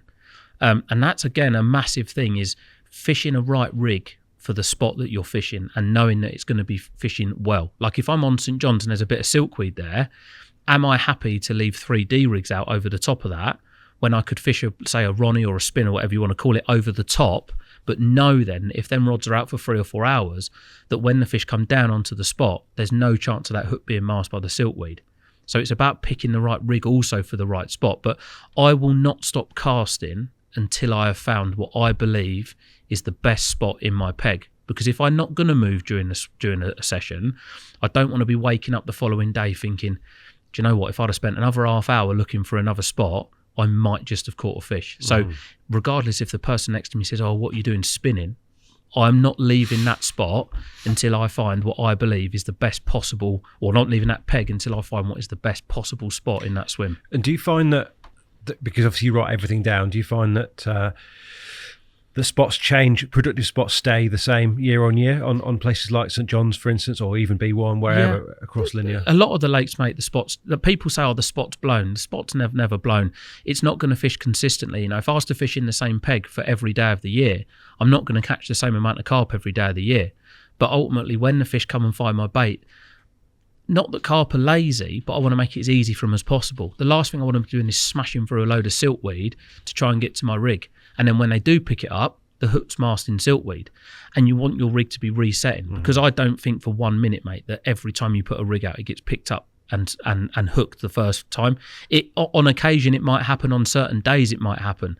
But I don't think that every single day that will happen. And spots are regular feeding spots. You know, we sit around the same table to eat every night. Carp are no different. There might be a bit more natural bait off the side of a spot that they fancy, but ultimately if they've got a nice easy meal right in the middle of a clear spot, I think that is probably going to be where you're going to get a better chance of catching one. And ultimately that's where your rig is going to be best presented. So when that fish picks the bait up, there's no chance of that hook being masked by a bit of weed or a bit of debris, which obviously when you're fishing out in the water you can't tell anyway. So why fishing on the perfect clear spot is something that I would do wherever I would go. Is there a reason that you kind of called off your hunt for a more successful rig, if you like, at the D rig, which is a fairly simple rig, for instance. Lots of people spend many hours thinking, experimenting, changing all the time, different presentations, whereas you seem to have been quite happy quite quickly. Yeah, but and again, mate, I'll be totally honest with you. When it comes to rigs, I'm not that great at tying them. Like some of the rigs that I see now, mate, even I go on YouTube and have a little look on how to tie the knots, because the rig that I'm using now is no different to what we used at Walthamstow. Back fishing on the Stowe, mate, we used to use I think it was Terry Eustace gold label tackle, I think Pro Clear or Pro Gold, yeah. £15, a size 8 B175, a 20mm high leakage pineapple, and it didn't. The rig wasn't the be all and end all. It was where that rig was, and a lot of my fishing is about speed. It's about efficiency, and with a D rig, it takes me milliseconds to tie one, and I can just leave the tag end sticking out the back end of the hook. If the hook bait's still all right, snip the D open, blob it back on, chuck it back out, job's a good one. And if I'm having to chop and change with like fancier rigs, I'm not saying for 1 second that if someone fished with me with a fancier rig, they might catch more than me. I don't know. They might do. But the way in which I fish is how I'm happy to fish. And like I've said, I don't drive home thinking if I would have put a multi-combi, whatever you want to call it on, I would have caught more carp, because in my head, I don't think I would have done. Does that mean that it's two rigs usually? You mentioned the Ronnie, but Ronnie and a D rig. Yeah, that's it. And basically the D rig, if the bottom is crystal clear, there's no chance of that hook getting masked by any sort of debris or siltweed. I'll chuck a D rig on it all day long. If there is a little bit of siltweed down there, put a Ronnie on it. But again, when it comes to fishing with a Ronnie, a lot of people, you see a big blob of putty right by the swivel.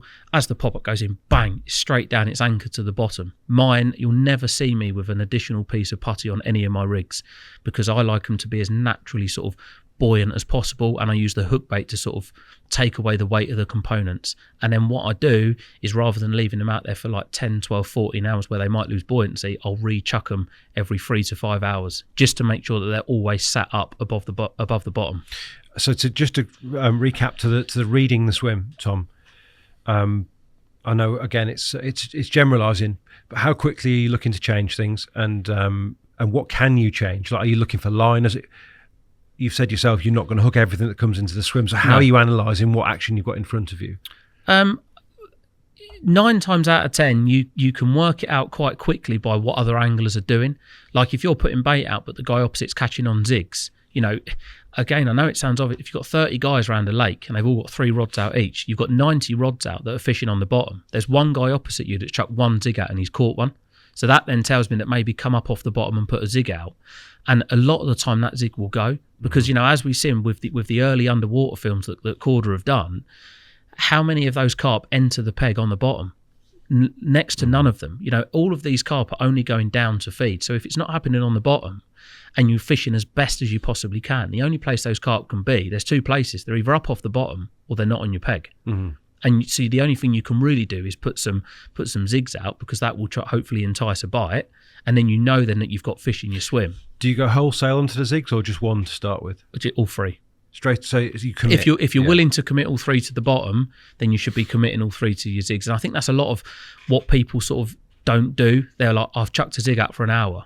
It's like, well, you're asking a lot of a piece of foam that's half an inch long to be picked up within an hour. In billions of gallons of water, you've got to give them some time. And with a zig, obviously, if you've got 3 different depths out and one of them goes, what depth those fish are at, bring the others in, chop them to the same depth, chuck them out, and once you found where they're sitting, they can be very easy to catch. So you haven't had bites. How quickly are zigs coming into your thinking, even if you're not seeing them getting caught, let's say? If I was to get my rods out by 8 o'clock in the morning and it hasn't happened by sort of 1, 2 o'clock, I would change over to zigs. One thing I've noticed, certainly with day ticket fishing, there's not good old zig there. One thing with day ticket fishing is the middle of the day period's never the best period. So that's the time where I would start to experiment to come up off the bottom, because that's obviously when they're up and away from all the pressure. And I also believe, mate, that a lot of the times that people are spotting on these pressured lakes, I firmly believe that their bait is getting eaten before it hits the bottom. Right. Why wouldn't they? Mate, the reason why I say it is because You're fishing on these busy lakes, and say again, I know we're using it as an example, but Brasenose one, there's a 50 pounder in there, right? I've been fortunate enough to catch it, but it's 50 pounds, right? It's probably 7 or 8 pounds bigger than anything else that's in that lake. Comes out a couple of times a year. Now, a lot of people always say to me, like, oh, they're muggy fish. Now, if you're on a syndicate venue where there's 50 members and the big one comes out twice a year, right? It's a creditable fish. It's a desirable fish. Everyone wants to catch it. You're fishing a day ticket lake with 35 plus anglers every day, and that fish comes out twice a year. What fish is harder to catch? Is that one in Brasenose 1? When all these people are putting bait out in there, I feel that fish has got to that size because it's learned to eat off the bottom. So as you're spodding, it's in the upper layers. It's eating your bait on the way down. Bait doesn't just hit the water and go boom straight down like a lead. It takes a long time for it. Yeah. And I've seen it at Mercer's. Used to flick boilies out in the out of bounds to carp, and 18mm boilers used to eat them on the drop. And I think these fish have learned. So one thing that I've done a fair bit of is actually, because you're putting a fair bit of sweet corn out, fishing like 6 foot yellow zigs, which is like just under half depth on the bait as you're spodding. And mate, that's changed my sessions around sometimes, because these carp, they're on you. And even when you think you're putting in your 7 to 12 spots to start, or you're topping up after each fish, mate, how much of your bait is actually getting down to the bottom? I don't think as much as what people think it is. You've got huge roach and rudd in these lakes as well, haven't you? Anything will eat the bait as well. You know, they're gravel pits. They've got tension. They've got breaming. They've got, like you say, the rudd and the roach, and they've got perching. You know, you chuck a bit of chopped worm in a tank with some perch, it doesn't even get 6 inches down before they've ate it. So how much do you know is there? That's why the regularity of feeding is massively important. Do you imagine that you're going to get traffic at some stage most trips? There's enough fish in those lakes that you can sort of, not guarantee, because that's the wrong word to say, but there's enough fish in those lakes where you know that provided you're fishing well, that at some point a carp will come over your rigs. That's what I think anyway. I might be completely wrong, but there's enough in there, you know. So often if you've blanked, you're assuming that you've had fish around. I don't ever go home from a session thinking there's no way there weren't a carp over me. There would have been carp over you all the time. It doesn't matter how good you are. If a carp doesn't want to feed, it won't feed. And how many times have we woken up in the middle of the night, heard them showing, and you're laying in bed rubbing your hands together, and it gets to first light and you think, well, what's happened there then? You know, they swim. And with one kick of the tail, a fish can do an entire length of a 20-acre lake. And it probably throws into, you know, stark relief why spomming in the night is actually worth it, because, you know, you can't afford to have those, you know, 8-10 hours of nothing, can you? Of nothing. And a prime example of this is back in the spodding over zigs era, which are going back, it must be 10 odd years ago now, when it was like really known about. If you set your alarm early and you start spodding before anybody else, it's almost like the fish know that you're the one that's put the effort in, and they won't move. And it happens in a way, like we went the other week, me, Tom and Rob went up to Brasenose 2, and Rob woke up an hour before us, basically because me and Dovey were just chilling out. Rob started spodding, and it took me and Tom a good 3 or 4 hours to get a first bite, whereas Rob was catching from the off. And I think that's because he was the first one to feed him, so they were like, well, we're happy here, he's feeding us, we're going to stay here. And I think that's a little bit about, again, I have mad theories, but I've seen it happen on so many occasions. And mate, even fish showing on busy places, you get a bite, they start showing. In my own head, which, you know, probably doesn't think or function like anybody else's head does, I think sometimes they're showing and they're almost saying to you, come on then, give us a bit more, like we're here, like we're not going anywhere, you know. And they're showing because they've obviously fed, but they're like, I don't know, I wonder if they jump out and they're like, oh, look, he's got the spom out again. I don't know, but sometimes I've put bait out after they've shown, when people say, don't do that, and you catch them straight away. There's so many theories. What I love about fishing is I don't think no one's ever going to be right. No, and it strikes me as well, you've got access to so much data because of the rod hours and the, you know, the cumulative rod hours of every angler on a lake. While you're there, you're able to see and process what's happening. You can learn quicker than you could on a syndicate where, you know, you're looking at a few fish a year, let's say. Yeah, when no one wants to speak to you. You know, and this is why, like, no matter where I go fishing, I'll always go to busy places, because I know that the people that fish there are the people that have ultimately got me to where I am now, which I will forever be grateful for. And every single angler, whether they've been fishing 6 months, 6 years or 25 years, they all bring something different to carp fishing, and you see things that you think, God, I never have thought that would have worked. And you can always add this into your fishing. And if you collate all of that data and write it all down, there will be times when you go through your fishing life where you think, I'm just going to try that because he tried it, and then it'll get you out of trouble. And if you'd have never seen it, you'd have never tried it. Well, I think probably the principal example of that springs to mind is the worm thing, which obviously has been massive, for you, hasn't it? Yeah, it's been it's been massive in a couple of ways, shall we say? Yeah.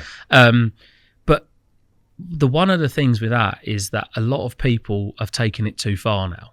And again, it's like the match angler mentality. If you're fishing next to a match angler, he's got a pint of maggots and casters. You've got 8 pints of each. You're not going to catch 8 times as many as what they're going to catch. Again, it's knowing how to apply it. Worms make your average angler a good angler because they're such an attractive amino acid, and it will attract carp from anywhere. But as good as they are, mate, they can also be a massive repellent.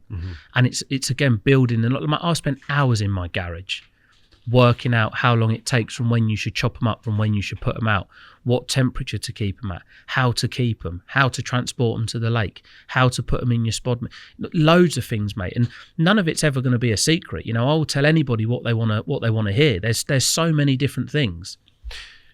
I mean, this was one of the things though that you had to keep a lid on, wasn't it? It was. Worm. Life is about having. And you had 2 or 3 years, Tom, of it. Probably maybe a little bit longer. And again, fishing on busy places, I was able to keep it not a secret, but I think sometimes the more obvious you do something, the less obvious it is to people. And I was using them, but because you're spotted in front of people, no one's questioning what you're doing. Whereas if every time someone walks in your peg, you're putting your lid on your bucket, they're like, what's going on here then? Whereas I was just stood at the front of the peg. Again, mate, I'm fishing open access day tickets. Anybody could have come in and seen what I was doing.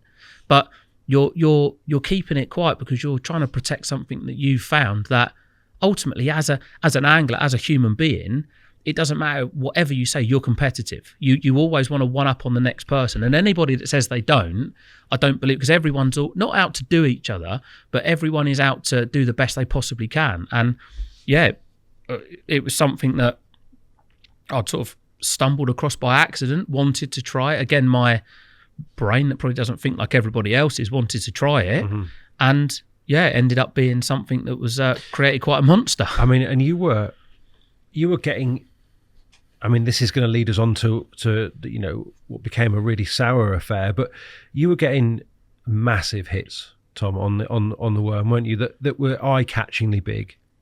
That they were, but then I wouldn't have ever said that they were bigger than what they used to be, because it isn't like I only started catching out of these busier places when I'd found out what to do. But what they allowed me to do was to potentially catch carp on days where you wouldn't normally have caught a lot of carp. I think that's the right way to word it. Like I've said to you before, no 2 days in the world are ever the same weather-wise. And one week you can catch a few, then the next week you'll struggle. But by putting a little bit of chopped worm in, it sort of brought carp sort of into a feeding mode that potentially wouldn't have been if you hadn't have put them in. But I think the biggest thing that people need to understand with these worms is it isn't about quantity. You've still got to have a good quality base to your spod mix, and that will never change for me.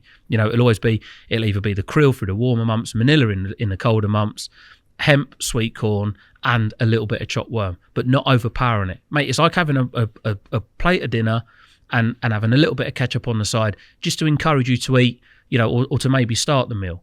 But if you sort of tip the whole bottle over the meal, you've ruined it. And that's what worms do. And people just get so excited by, I've got 10 kilos of worms, mate, I'm going to catch more than you. Cool, you put them in and you see what happens, because you'll get the fish going so crazy for them that you won't get a bite because the fish will be going all over the place. And that's what ends up happening. Talk to me about the early days on the worm, like your own experiments, and were you able to talk to other people about it? Did you bring people into your confidence who were trying the same sort of things? Were you able to pool that information? A lot, even though my fishing is very public and I speak a lot to other people, it was something that I wanted to try because I was a bit like, is it going to work? Isn't it going to work? And at the same time, I didn't want to look stupid, because ultimately a lot of people associate worm fishing with catching bream, like bit bashing, on the pole. And it was a bit like, well, are people going to think this is a serious method to use? And if it did work, I wanted to not keep it quiet because I'm not that type of secretive guy, but I wanted to have a bit of an edge before it I don't know why you wouldn't want to keep it quiet, mate, if I'm honest. Because I like to, or I want to help as many people as I can, but ultimately I wanted to try and find something that would, those, again, like I'm saying about how I think about things, when you sat there racking your brains thinking, what the bloody hell can I do here to get a bite? I'm fishing a lake that's highly populated with fish. 6 weeks ago, it was like shooting lions at the zoo, but now I can't get a bite. What can I do that would enable me to get bites with the same bait that I'm putting out all the time? And it turned out to be the worms. And I experimented, and there was a couple of people that I'd sort of spoken to about it. Bart was one of them. Like, I'm very close with him. We chatted, and it turns out that he'd used them years ago, and he's a match angler. So it's not like I've brought something into carp fishing that has not been available. Mate, you can go in your bloody garden and dig them up. We've all used worms. We've all used. Every single person that's probably watching this at some point has put a hook for a worm, which kind of made it all the more dramatic that actually the way you were able to use them had such a big effect. Yeah. Because we've all used. Almost unbelievable, wasn't it? But sometimes it's the most obvious things are what people look over. Which is why it was kind of led to what it led to, I guess, because people weren't ready to believe that this is what you were doing. It was almost so obvious, and I used the phrase on so many occasions, mate, I don't want to open a can of worms. You've given them the answer. Yeah. But people are so blindsided by something that was so simple, a bag of worms. Do you know what I mean? Like, you wouldn't believe a bag of worms could turn people's fishing around so much. And yeah, what come of it, and I'm sure we're just about to lead into it. Yeah, I mean, do you kind of wish that you'd never discovered these worms? No, no, not at all. If anything, it's accelerated my catches, if you like, and it doesn't make me a more confident angler, because the bait that I use all the time anyway, that's what makes me confident anyway. But what it means is that I've got something there that if I need to use them, if I feel I not have to get results, that's the wrong thing to say, but I've got something in my armory. If I feel, I wonder what I could do, that's what I would go to. But absolutely no way, shape or form do I regret 1 second of putting a chopped worm in my spod mix. Do you think it was this acceleration that first, and actually the inherent jealousy that inspires, that first got people questioning what it was that you were doing? Yeah, it's ultimately it's a massive dog eat dog world, and not that I was fishing it at a competitive level, but at the same time you're fishing on a complex where a lot of people are competing against you, and you're putting yourself out there for people to sort of knock you down, like, Tom's caught 9, well, I must have had 10. Yeah, that's how it is. It baffles me now, mate. It really baffles me now, like that what a worm has caused. I mean, you were catching, like, I'm pretty sure the trip that I came down and filmed you had 43 carp. Yeah, which is going to get headlines, isn't it? It is. But it's not like it's unheard of, and it's not like I hadn't achieved that sort of level of catches out of that particular venue at that time. But like, you saw firsthand what difference it made. But again, like I say, you've still got to feed normal bait. Like, you can't steer away from that. They're a fantastic additive to put in, but what they do is it means that the fish are eating everything that's in the swim. They're a tiny bit of amino into that bait from worms. You can try and mimic it with whatever you want, like with any of these amino acid glugs that people are making. You're never going to beat a natural amino from a worm, as simple as that. You're not going to. But adding it to a good quality spod mix with decent quality bait just makes your mix irresistible, for want of a better word, mate. And you've gone from a position where you're catching more than you've ever caught, you're kind of at the top of your game, to what would be, I'm sure you would say, the darkest times of your... mate, without a doubt, without a doubt. Like, how did that... When did it first register that something was brewing? So basically, like, from the beginning then, if you like I was obviously catching well. And then in July of like 2021, I think it would have been, or 2020, basically me and my ex split. We still get on. We've got a little girl together. Everything's amazing. And it enabled me to go fishing more. And by this point, and I've got to stress this, by this point, I was in a better financial position within carp fishing.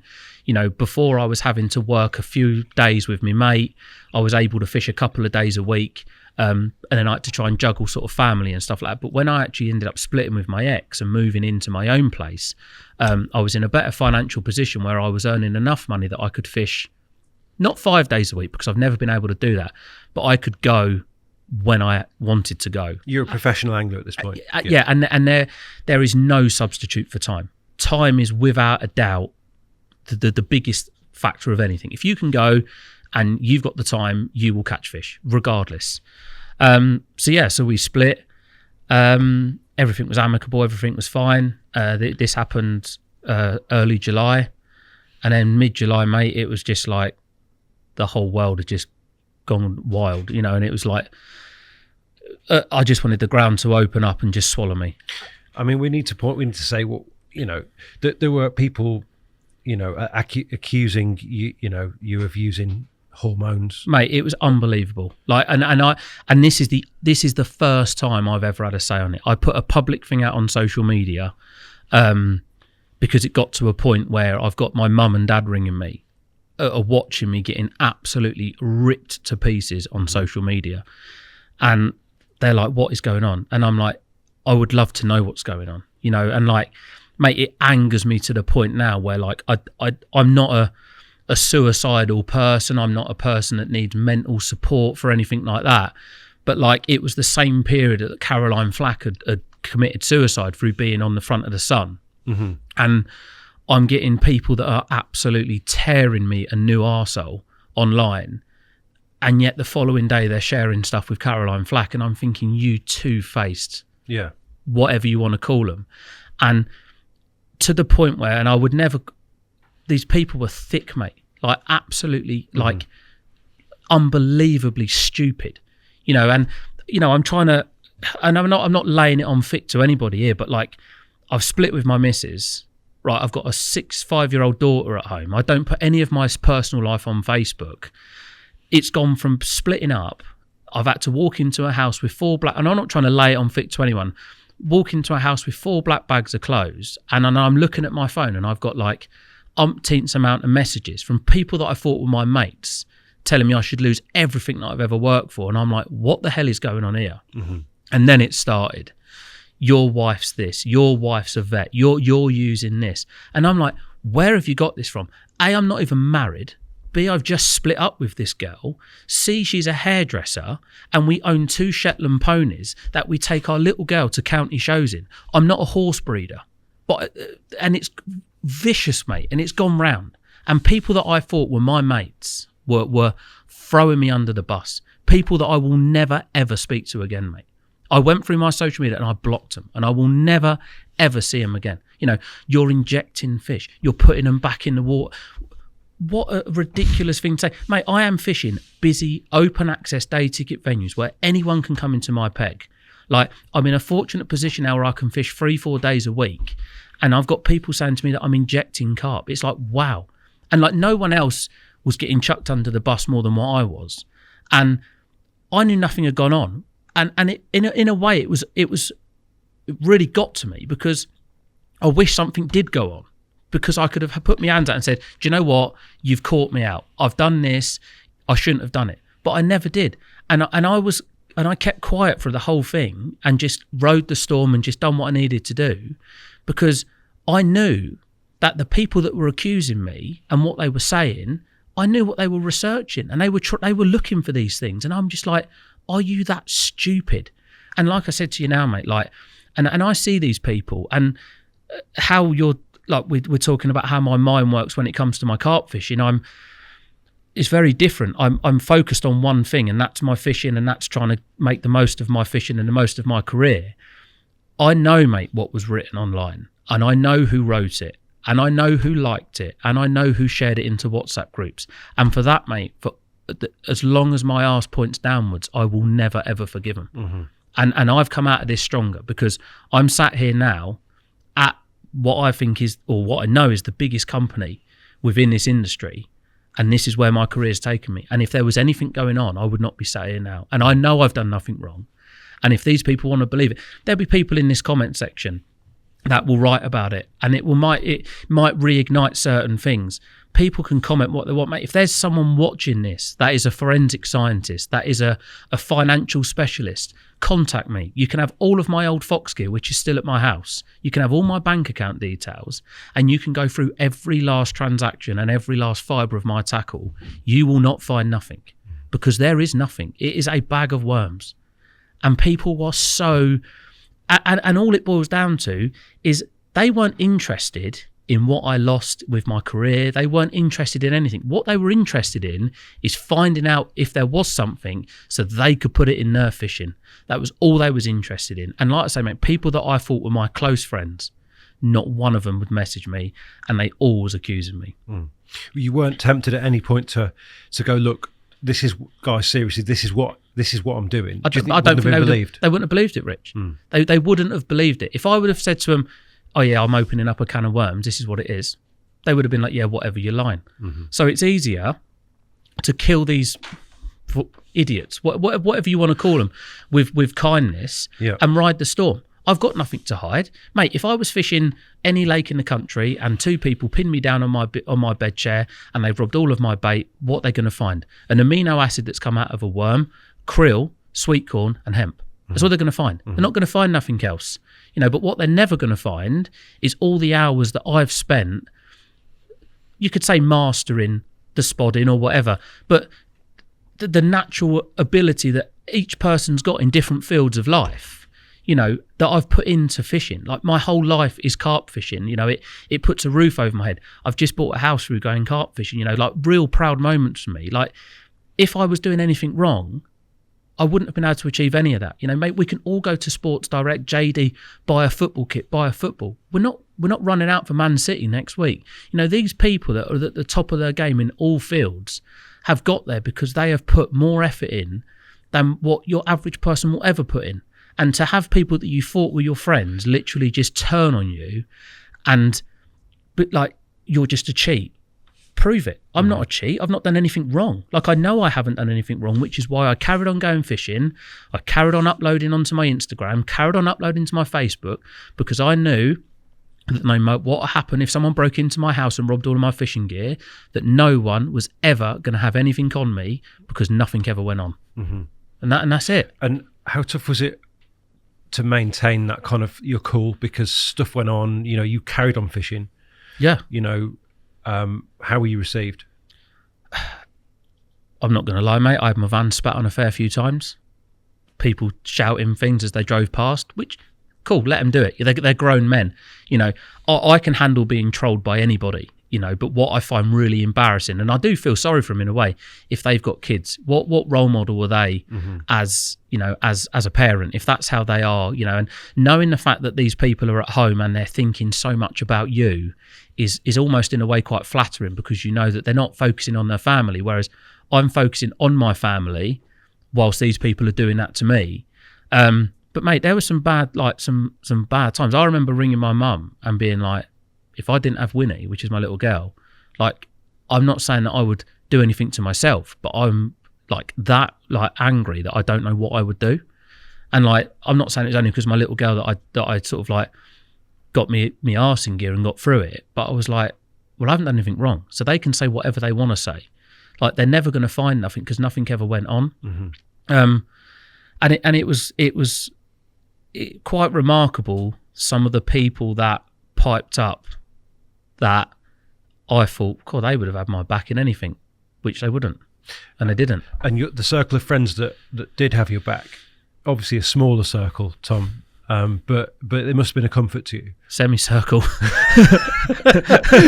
It went from a circle to semicircle. It was a semicircle. Well, that's good though. You know who's got your back now, right? Yeah, and there's not many. And I will say this, mate. The sponsors through that period were unbelievable. Because ultimately, if there was anything going on, they would have come out. Yeah. Because they're multi-million-pound companies, mate. We're not talking like a one-man band outfit here. We're talking big companies, and I wouldn't be sitting here now if anything had gone on. And the fisheries, Tom, surely their duty of care to the lives. This is what I was going to mention.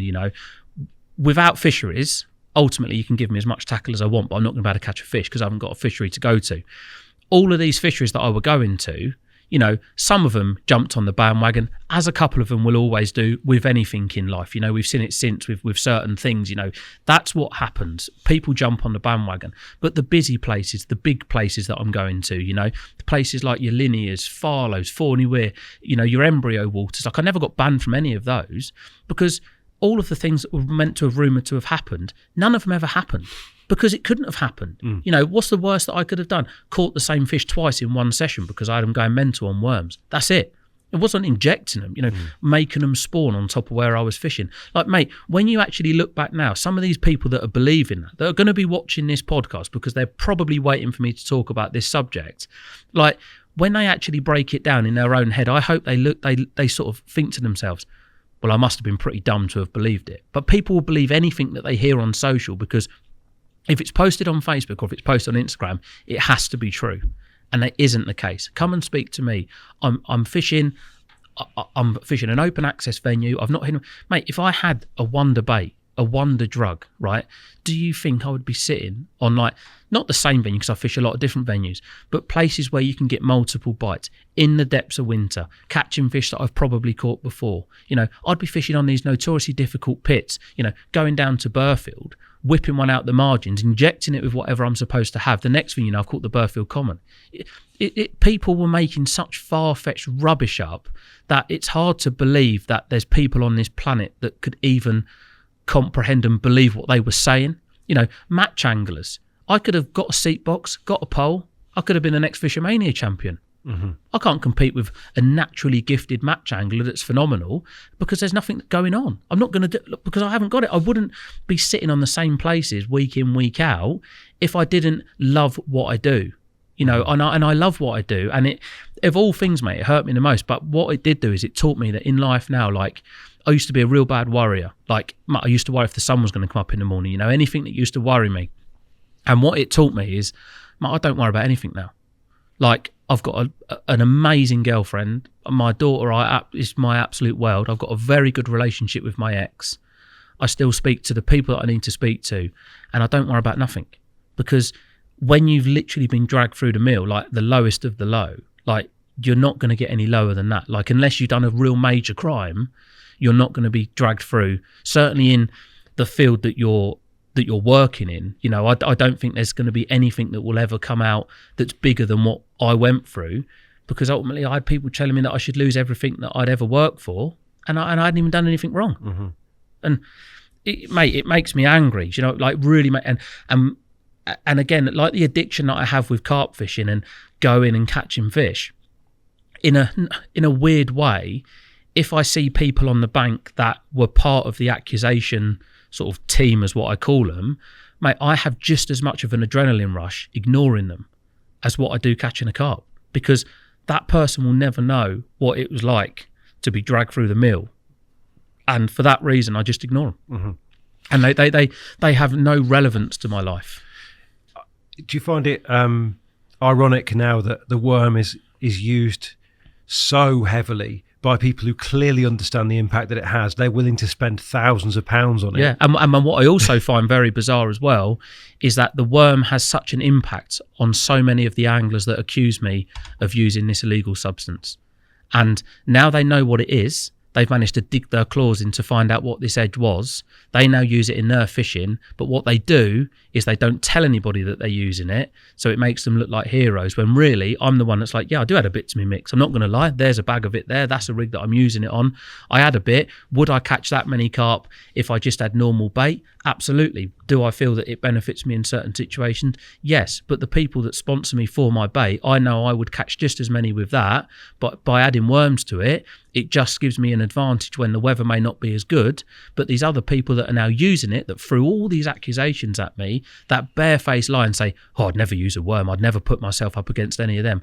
They're using it, and I know they're using it. I have way more stuff on my phone. Like I say, mate, I don't think it from a personal point, my brain is the same as anyone else. Like, think of weird things. I don't know why. Like, I just think of bizarre things when it comes to this whole worm thing and the hormone thing and stuff like that.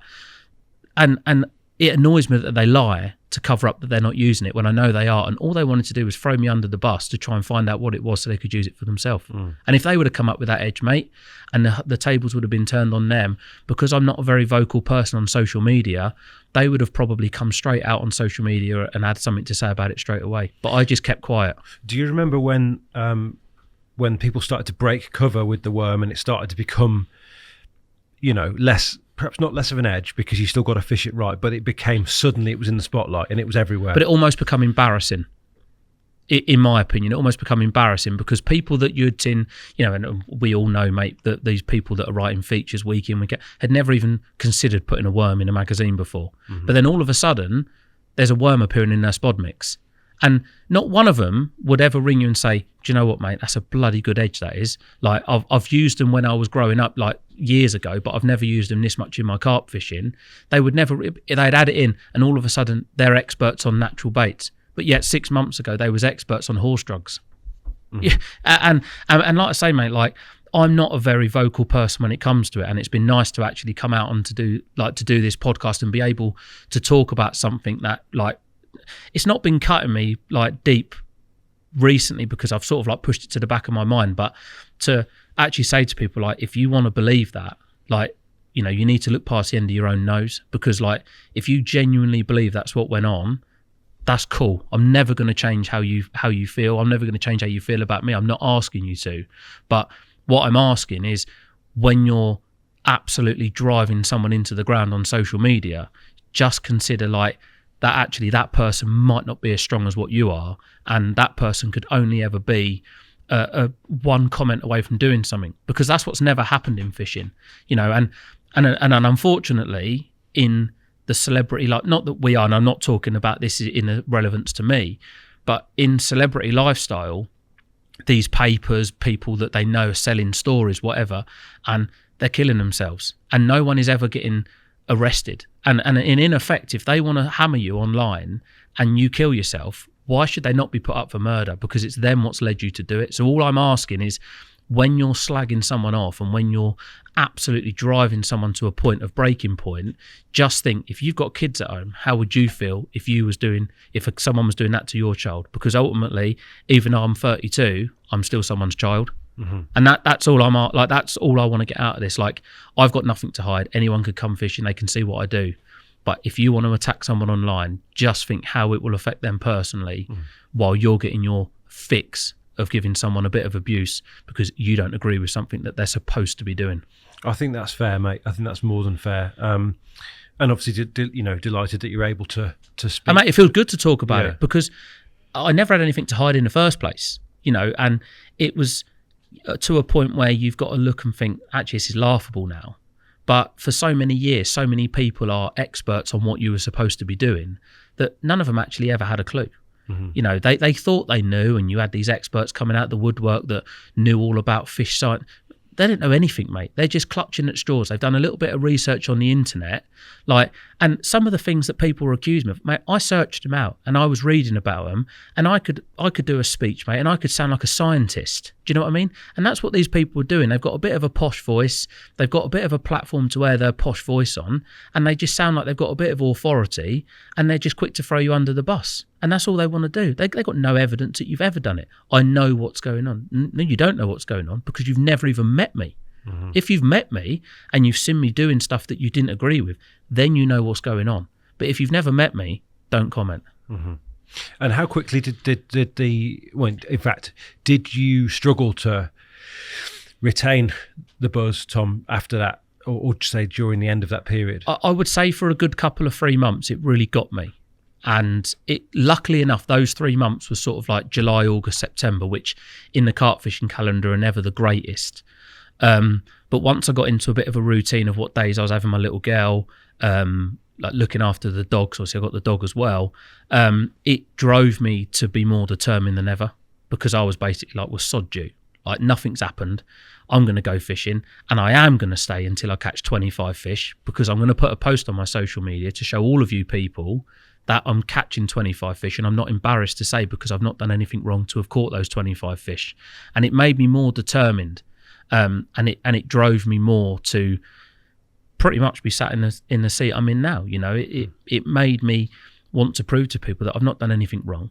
You know, I'm a relatable human that fishes on busy places where anybody else can go, and that nothing ever went on, and that's it. And in terms of like the guys, you know, next door to you, what the guys who ultimately buy Korda tackle, buy Fox tackle, how were they with you?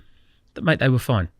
But the thing is as well, and this is what I'll always say, if you put a video out on social media, you might get 50,000 views on YouTube. So you get 50,000 views on YouTube. You'll get 20 comments on that video. 14 of them are going to be positive, 6 are going to be negative, but there's 50,000 people that have watched it. Whenever you're on the bank, the person next to you will be like, I watched that video you did the other day, but they won't comment. And then you'll be fishing next to them. They'll see exactly what you're doing, but they won't go online and be like, actually, I can justify what Tom's saying here. He did do that. I was next door to him.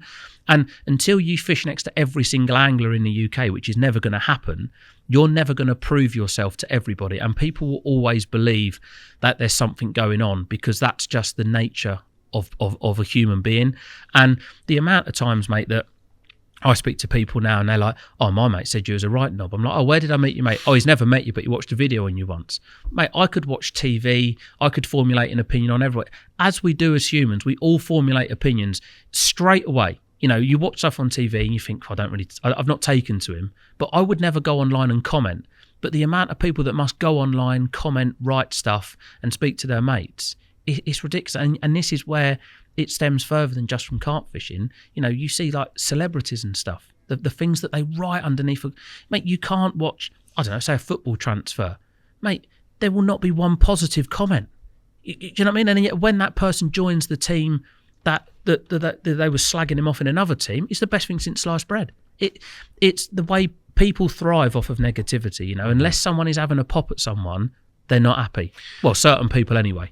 I mean, do you take that as part of the job? You're going to get it. If you put yourself out there, like I never started off my career in fishing, whatever you want to call it, hobby in fishing, to be in this position now. It's happened. I've never forced anything to happen. You're not media trained on how to get on with people, you know, and when you are fishing, we will have an off day, you know. On the odd occasion, my little girl might have proper annoyed me when I've dropped her off, or when I've had her and I might go fishing. I'm thinking, flipping, I just want to get away from this, and someone wants to come in and speak to you, and you might just be like, yeah, whatever. You don't mean to be like that,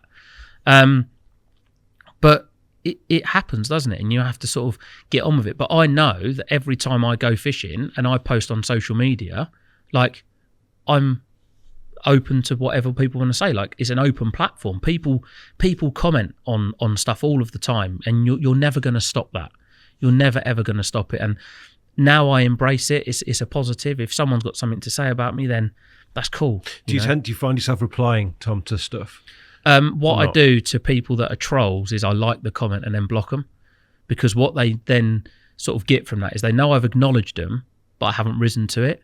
And ultimately, if you've got 50 people commenting positive stuff and one person commenting negatives, why should I comment back to the negative guy when there's 50 people there that are supporting me? They're the people that need to be embraced. They're the people that you need to speak to, because ultimately they're the guys that are enabling you to be in this fortunate position, which is why whenever it comes to social media, I will always try to reply to messages, even if it means I'm on my phone for 10 hours in a day, because these people, some of them I'll never meet. You know, they send me a message, Matt, I've learned so much from you. You're such an inspiration. I'm just a guy that goes fishing, you know, and I do some videos and that's it. But if I know that, like, I know what it's like to be at a proper low point because I've been there, but I'm not going to ask this person how their life is, because I'm not interested, but they could be at a point where that message back from me is the difference between them having a smile on their face for the rest of the week or thinking, oh, no one wants to reply to me, and feeling worthless. And I think nowadays, mate, and people always say, oh, text your mate, see how they're getting on. Mate, people need to do that, because you don't ever know what's around the corner, and it's never spoken about. That's one of the biggest things that I would like push is just text your mate, see how he is every now and again. Yeah, especially blokes. You know, we're not very good at that, are we? And I was the same, mate. You know, like, it takes a lot for me to get upset.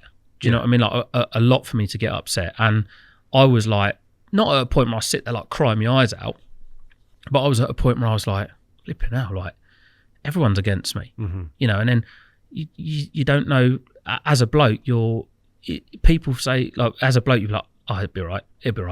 Oh, he's all right. I'll man up, and it's like, I'm not saying to anybody, man up and get on with it. But like, I chatted to a few people and they're like, just ignore all the idiots. And I'm like, it's easy to say when you're not subject to it. But when you're subject to it, it's very hard to see a way out of this rut.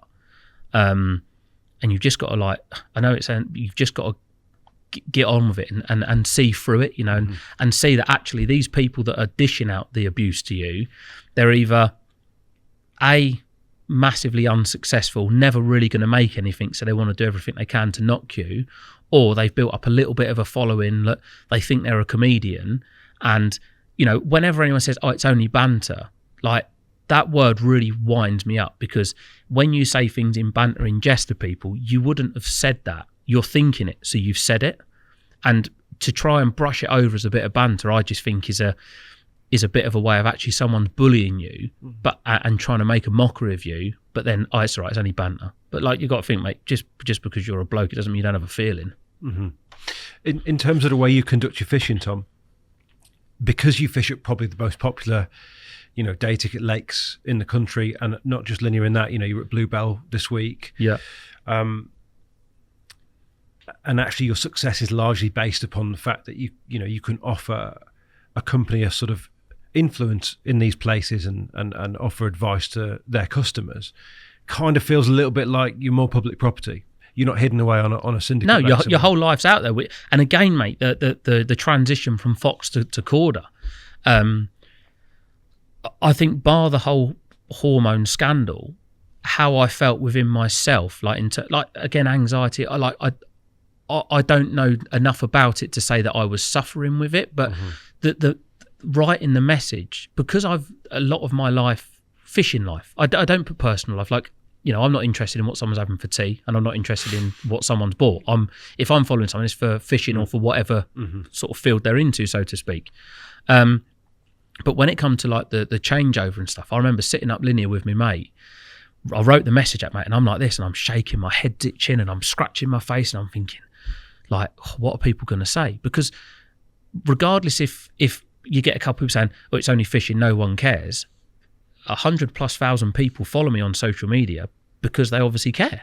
So you've got to put it out there to tell these people that actually this is what's happening. And yeah, I was pretty like nervous, but mate, after like 20 minutes, it was overwhelming, mate, to see how supportive people were. And you think, cool, all them, like, years ago, you think people writing all this negative stuff.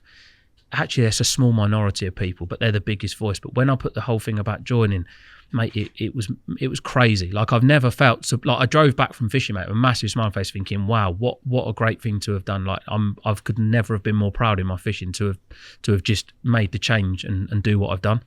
It feels like probably that was the moment when you knew things were going to be all right. After coming out of that whole a fresh start, for instance. Absolutely. It was like that's a chapter, mate. My years at Fox, amazing. All the guys there, the girls there, a fantastic company. But it was the right time. And I'm not saying that this move wouldn't have happened a few years ago. It may well have done. Like, I've always been in close contact with Dovey. But at the time, when I was going through all of that, to add a move on top of that as well, I don't think it would have been the right thing to do. Like, everything happens for a reason, and I feel that the timing of this was just the perfect time. Does it motivate you to catch more? Like, do you feel like you've got to kind of do it all again now in Korda colours, if you like? No. Like, I never put pressure on myself in terms of like trying to catch more and do more, but it just strives me to be a better. Not better angler, but a better person to represent, be proud of the badge that you've got on your shirt, and want to represent it in the highest manner all the time. And ultimately, being now with Korda, it opens up different doors, not necessarily places that I couldn't have gone before, but different opportunities for filming, fishing with different people, and you a whole different audience of anglers. Like, it's very hard to grow a social media following now, but since I've joined Korda, it's unbelievable, mate. The increase in my own personal social media, and you can see from going to the Carp shows that Korda is, without them at the show, it's almost like not a way of life, but they're such a massive part of people's fishing, and all of the guys here are relatable. You've got like Dovey and Spooner that have obviously done the big televised productions, mate.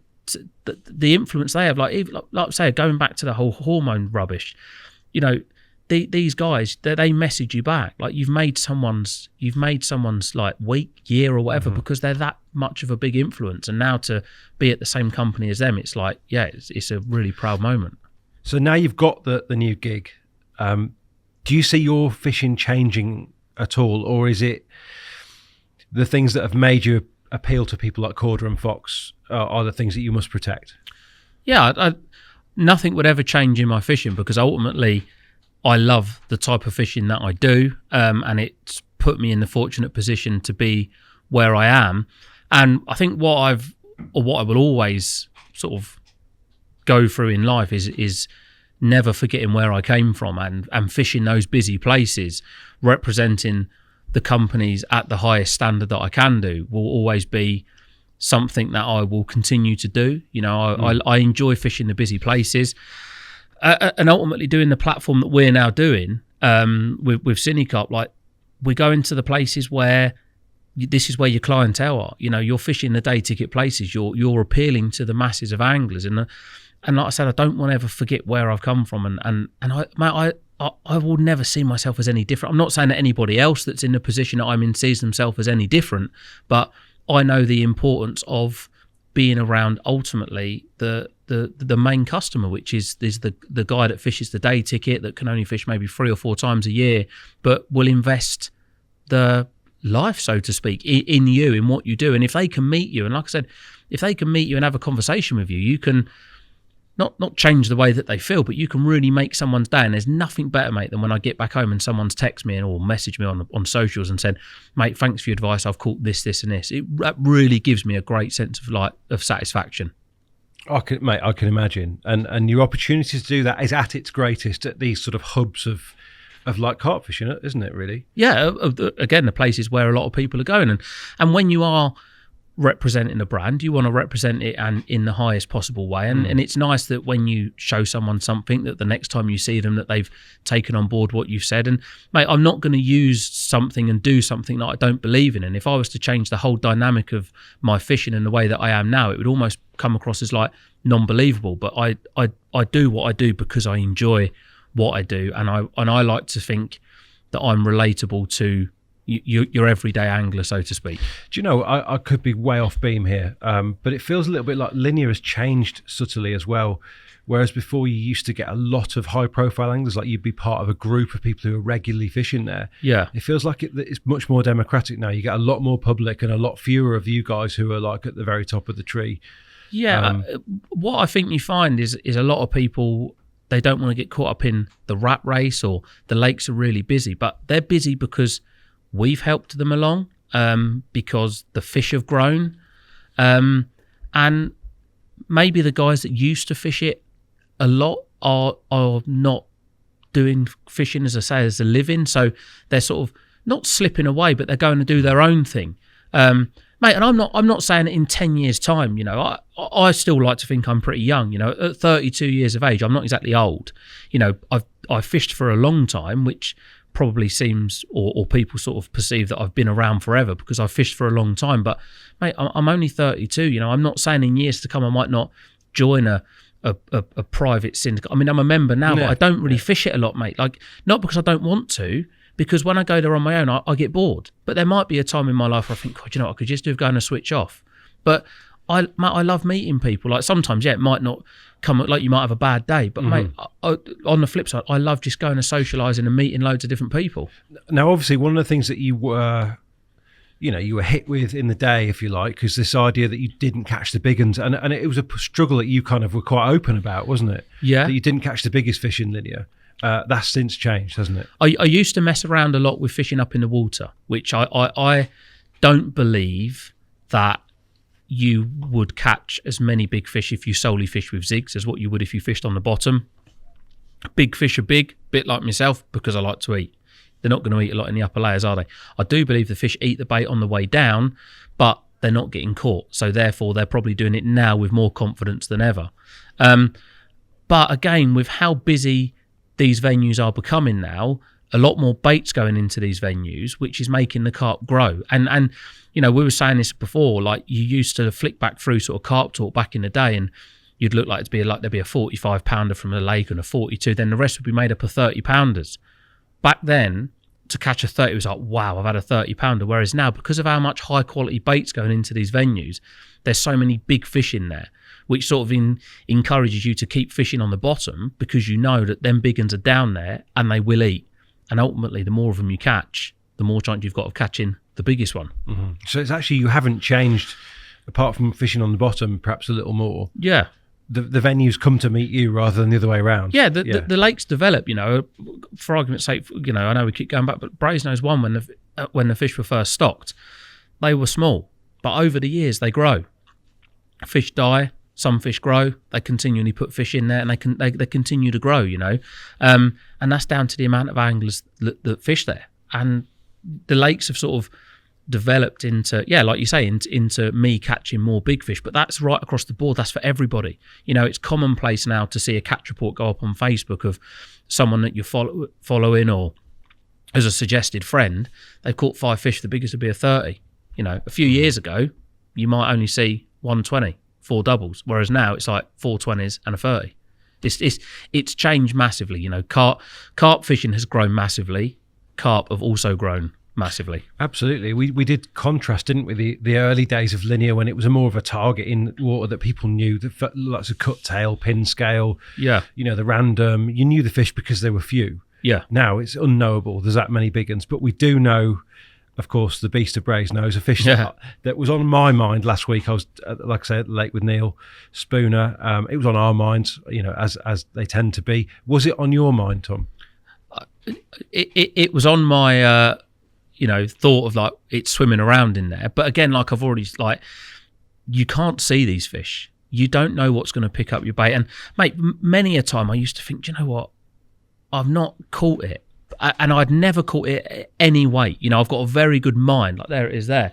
I've got a very good sort of photographic memory. And it isn't even a fish that I'd caught at a smaller weight. And because I fish so one-dimensional with 3 on a spot, I was starting to think, like, is it the right way to catch it? And mate, like, you can see when I caught it, I literally had a bite, sat back in my bivvy, getting the rod ready, the middle rod dropped back, and it was that. So absolutely run of the mill, like what you'd expect. Nothing changed. And mate, you know what? When I was playing it in, I would have never known it was even that fish, and it hit the surface. And what happens often on there, because the pegs are quite close together, it had got the guy's line next door, it hit the surface, mate, and it come in, and it was like all them years, and it was over and done within 5 minutes. And you sit back and think, all them times I've caught loads of fish out of here, how close have I been to catching that fish? Now, to a lot of people, that's a 50-pound fish out of Brasenose 1. It is what it is. But let me tell you, when you're pitting your wits against 35, 40 anglers that are fishing it every night of the week, that now with modern technology, modern bait, you're not really doing a great deal different to. Mm-hmm. And that fish only comes out a couple of times a year. For me, that's a real... You know, and again, people base everything on looks now, mate. That fish there probably means more to me than the most carp I've ever caught, because of the venue that it came from and how I ended up catching it. But exactly like the box common I had out of St John's. I took my little girl, mate, on a random Easter holiday trip. I've caught multiple fish out of St John's. Never caught any of the big known ones out of there. First night we done, she wanted to go home the second night. I was like, look, Wind, can we please stay another night? Like, Daddy really wants to do another night. Spotted a load of bait out, mate, like half-heartedly, not really that interested, because you know it's like when you take a little and everything's everywhere. Mate, through the night I had 6 fish, 7 o'clock in the morning, bobbing pulls up, playing this common in, would have never, if it had come off at the net still, I'd have never known. Pops up and it's the box common. And I've caught it exactly the same way as how I've caught all the other fish. And that just goes to show that, yes, you could target these fish if you could see them, but ultimately you need to find the best method possible to catch as many as you can, because you've got to play the numbers game, because eventually that fish will slip up. Mm-hmm. And that's what happened. Yeah, and is that the biggest fish on the complex now? It's the biggest in terms of the day tickets. Yeah. The syndicate's just on a 58. But, I mean, I believe with the way them fish are growing, that the next lake to do the 50 will probably be Manor. Right. That's doing really well. But again, because there's always fish going in the lakes, same as anywhere, mate, and there's people fishing them, you've also got to account that these fish could get lost once or twice in the year. You know, they're not starving themselves all year. Like, that will carry on growing. I mean, that's a big been, fish. 55s? I think it's been up to 54, 55 pounds. Yeah. I mean, that was caught there late October, which is what you'd call prime time. But then it hasn't. It come out once, just after spawning, and it was down to 48. So it has a good spawn, which is good. Well, obviously, that was the year before, it'd come out at like 48, and it had gone there up to 51.10. That was. But now's a good time. Like if anyone's targeting Brasenose now, this is a good time. Slide into Tom's DMs, mate. I'm sure I'll sort you out the wraps. Yeah. In terms of the complex as a whole, are there lakes you haven't done justice to on Linear? I don't imagine you was a Hunt's Corner kind of guy. I've had a few goes on there. Yeah. It used to be a syndicate in my early days fishing up there. It's very good. It's got a lot of the original fish. Not a lot of them because they're obviously there. More than any other lake, though. Yeah. Apart from maybe St John's, I don't know. St John's has got a few originals. Yeah. Hardwick's, there's a few left. You've probably got a handful in sort of Hardwick, St John's, Manor, the odd one or two in Oxley's. And then, down at Hunts, you've got sort of probably more than what you would have in the other lakes. Mm-hmm. But again, that's like, it's always been the overflow lake hunts. Like people sort of drive down that track and then they never really bother with it, but it's a fantastic lake. You can have some really good fishing down there. It's like a kind of a weird old schooly sort of lake. You're always looking at over across quite a narrow expanse unless you happen to be at the top end, aren't you? There's no view. No, but it's very different fishing to what I'd imagine you'd be doing, Tom. Yeah, it can be. You can sort of like fish over to the snags, walk round, drop a little bit of bait in.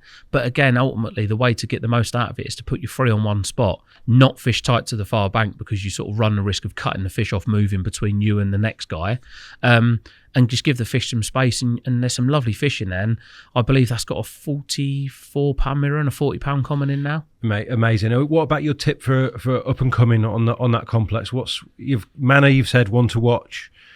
Oxley's, could it rise to reclaim the sort of the mantle, because it was the big fish water, wasn't it? Oxley's is a fantastic water. The beauty with Oxley's is it's such an open venue, gets a load of wind on there, which obviously wind is good for like oxygenation and stuff like that.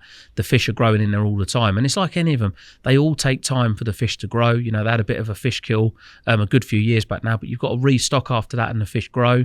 But Manor, I think Manor is a phenomenal water. Somewhere you'll do a bit more? Yeah, I've got a few sessions because it's booking only now. Catch now, isn't it? So, yeah, I've got a few sessions booked on there, which is good. Hardwick, mate, again, you know yourself what's in Hardwick. They put a lot of fish in there. A lot of 30-pounders now. And they're all nice. And they put a lot in there quite a few years ago. And like a lot of people sort of didn't fish it because they was like, there's loads of small ones. But small ones grow into big ones. And that's what's happening now. And they're all nice fish as well. But like, don't get me wrong, you're never going to have this what people call Oxford strain of carp. But in my eyes, I wasn't around in that era to fish for those. So I don't. When I catch one, I appreciate them for what they are. They're a phenomenal strain of carp. They're very old. They're very sort of sought after, if you like. But the new era of how it is now, the fish that they're putting in, mate, they're growing at a rate of knots, and there's going to be some serious. Well, there's serious carp in all of these day ticket complexes across the country because they're getting bred from good fish farms and they're getting good quality bait, better quality bait than probably what was about years ago. And like the future, talking a bit about the future, but like in the future of carp fishing, mate, I dread to think how many big fish are going to be swimming around in the UK. Mate, I don't. There's no way of knowing, Tom. What we do know is there's going to be more than ever, and I don't doubt for a second, mate, that you'll be out there plundering them somewhere. But listen, thank you so much for coming in. We're going to get you back. There's lots to talk about, but in terms of kicking us off, it was brilliant, mate. Thank you. Mate, thank you very much for having me. It's been good. The Thinking Tackle Podcast.